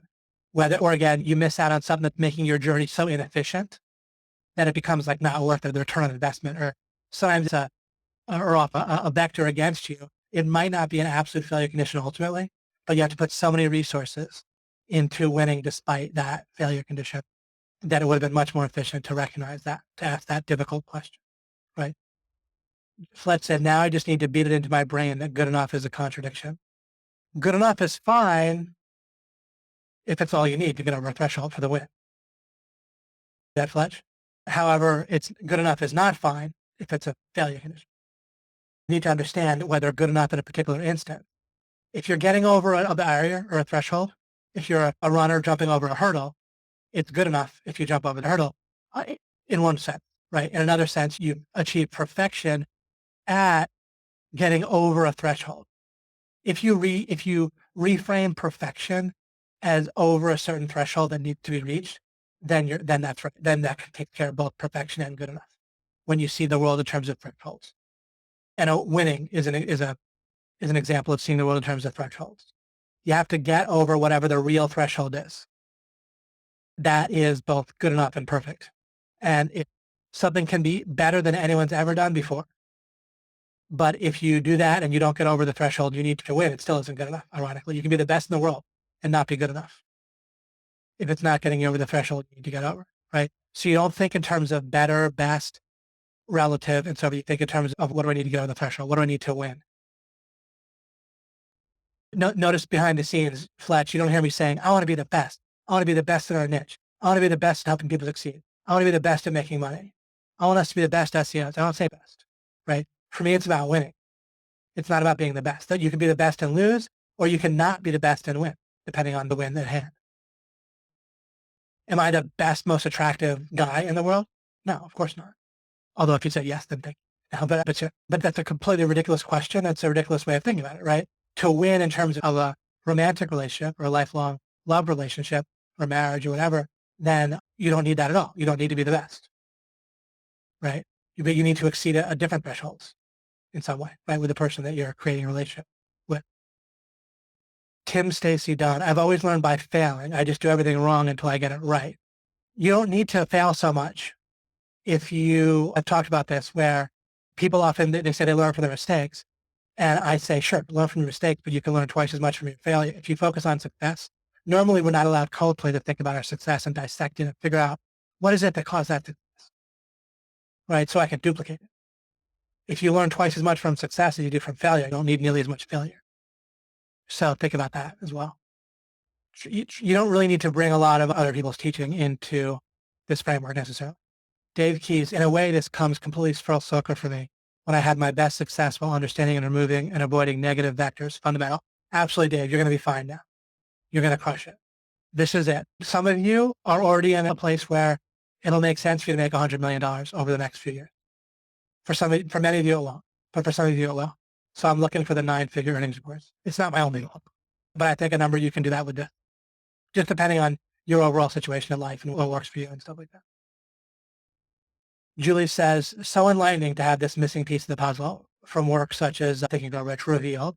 Fantastic. I will need to watch again for sure. Andrew says, God, great. All right. We fulfilled it, which is something. I haven't really gone for the overall appearance of fulfilling for a while. Maybe by the end of Alchemy, did that in a certain sense, that it was very valuable. But I even went really far with this webinar, right? I said I was going to give you the real principle that would unify things. And it looks like you're agreeing, which is exciting. Thanks so much, David. I'm going to start applying this everywhere I can. David, can you make a distinction between removing failure conditions versus removing bottlenecks? Sure. A bottleneck is a subset of failure conditions. But remember, I didn't say you have to remove all failure conditions. I said remove them until you win. So it's going to come down to relative importance. And you keep removing failure conditions, including understanding bottlenecks and then removing them until you win. So again, a subset. And just keep in mind, you don't need to remove every failure condition necessarily in order to win. You just need to remove whatever you have to remove in order to win. And you did that by winning. Megan says, thanks to David, I know my goal and I'm winning by applying law of implication to understand what's important. Remember, what did I say in law of implication? Focus on what you can keep building from there, right? That applies to this fully. That's fully correct.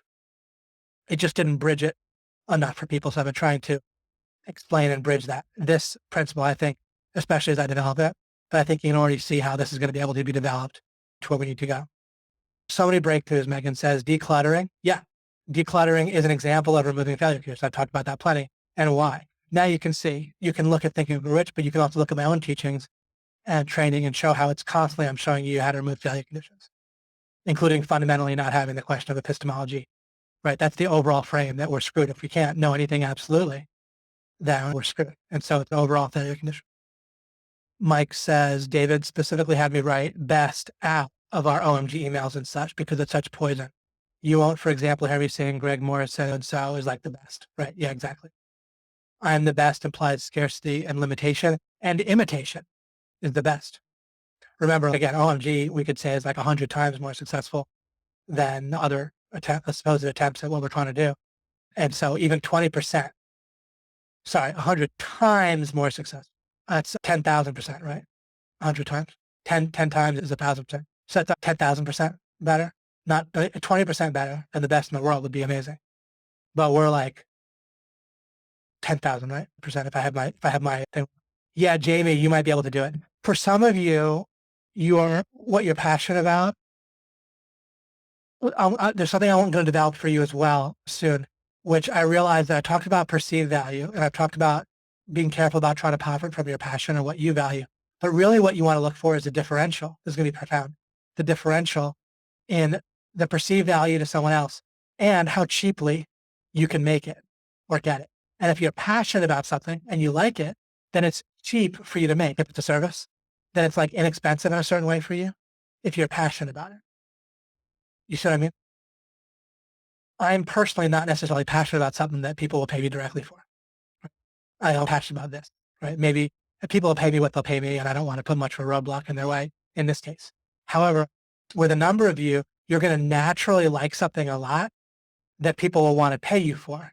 And money's terrific. It can really help with a lot of things, right? You can use money in ways that can improve stuff a lot if you can make it as something that is cheap for you to produce or it's something you want to do anyway and doesn't really mess with your priorities and so forth. So some of you are going to naturally fit in that category.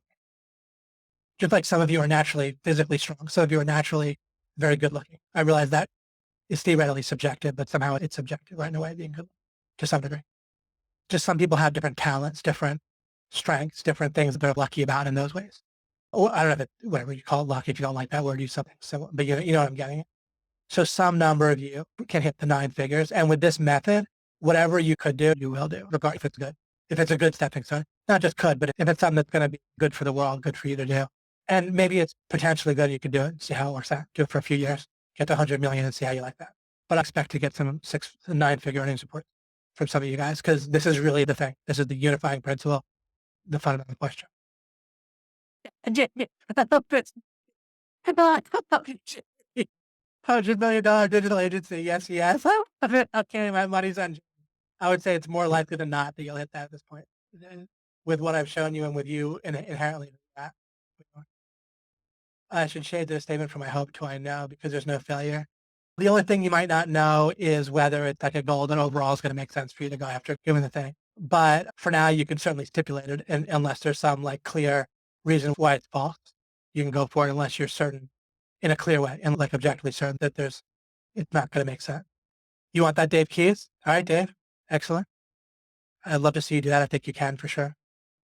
I don't know that people can. Again, there's for goals like that, there's just other factors in life. But I know that I'm reasonably sure, very reasonably sure that a number of you would fit in that category. Bryce says, thank you, David. With everything I'm doing with school and digital marketing, I've not been able to truly enjoy the fruits that the coaches have given to us. OMG for life. Excellent. Yeah, I know, exactly. But you're still building, right? And you're building and you know exactly how you're building and what makes sense and how it's working. Lauren says, thank you, David. It's going to take a while for me to get this fully, but I'm looking forward to it. Wonderful. Yeah, you just start with a framework and then mastery comes from the details and we'll master this together. This framework is going to set me up much better, I think, to help you guys in a way that is clear and structured and so forth. Jamie says, thank you, David. You're very welcome. Jason, billions and billions. Exactly, from Trump. You're welcome, Elizabeth. You're welcome. Okay, I will end the webinar and I appreciate all the participation in the comments. Super helpful and timely. Thank you for sharing. You're very welcome, Josh. So glad. Thank you for your generosity and the time and effort. You're very welcome, Mike. I'll invest in that's right. Buy stock in Jamie. That's your way. At least I'll get you 10 million, probably if you do that. If you sell stock, Jamie, I'm in. And you did. But probably Jamie, boy, shit, looks like a good investment. You're very welcome, Evan. You're welcome, Faith. Well, Bitcoin. Well, investing is basically comes down to gambling. And so it's not necessarily wrong to gamble, and there might be odds in your favor, but there's a way that with money I wanted to eliminate. I wanted to hit where it's not just 3 million, it's what you do with the 3 million, right? With something like annuities, it's not annuity. So it would just be an extra thing that might make you money. And the odds might be in favor of it going up from what it is now. But it's not like something that jumps out at me as something to focus on. 10 million no longer with OMG inflation. That's great. Yeah. 10 million will be great too. You can give an earnings report. You can participate in webinars if you hit 10 million. You're very welcome, Susanna and Bill and Jimmy. I like that. Thank you, everyone. I like that, Jimmy. You're welcome. You're welcome, Nakai. And Bob, who says, thanks so much, David and Ernesto. It's a great gift. Julie said, thank you. I've said it before and I'll say it again. I love you, David Mills. You're welcome, Julie. Thank you very much. I appreciate that very much.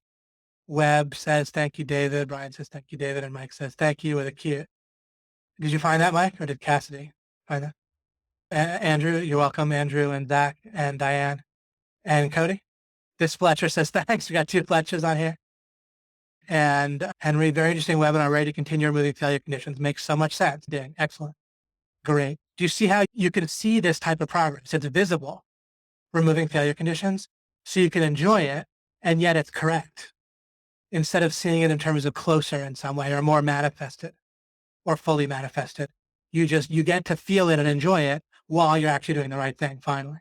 And literally, it's been 25 years, and I've really been thinking about this goal thing. I've had theories about attractors and this and that, and it's helped. It's been closer metaphors and so forth. And I've done the shortcut, the result formula shortcut, but I never had this before. So finally, Paul said, thank you, David. You realized my idea. Paul Benson, thank you, David. Just realized my idea of winning sucked. Well, awesome webinar. That's it. My rant about winning sunk in. That's terrific. You're welcome, Tim, Stacey Dunn, and Matt. Great webinar. Thank you. Keep them coming. You're welcome, Matt. And I'll keep these open for a little while I develop this series. Keep them open for all OMG insiders. David has been closing in on the unified theory for a long time now. Yeah, and especially this year, and especially once I started using the word apotheosis several months ago, I was pretty much quite close to there. I thought maybe I was there in a certain way, but this is particularly bridged, I think. So great. All righty. Take care, guys. And I will see you next week. Rick says, whole new way to interpret thinking, Rich. You're very welcome. And sorry, I just like to get these last ones on here. Definitely worth it to stay up till 4:30 a.m. Thanks so much, David. Absolutely loved it. Thanks for staying up, Robert. Love having your participation. It was great having people on live for this. And your comments are great because it'll be great to have this particular thing go viral for people. I think this webinar can catch on and who knows how many thousands or even millions can see this. And I'll get better at the bells and whistles too over time, but even just the way it was, I think it's a terrific webinar. So your participation really helps with other people too and making it more viral.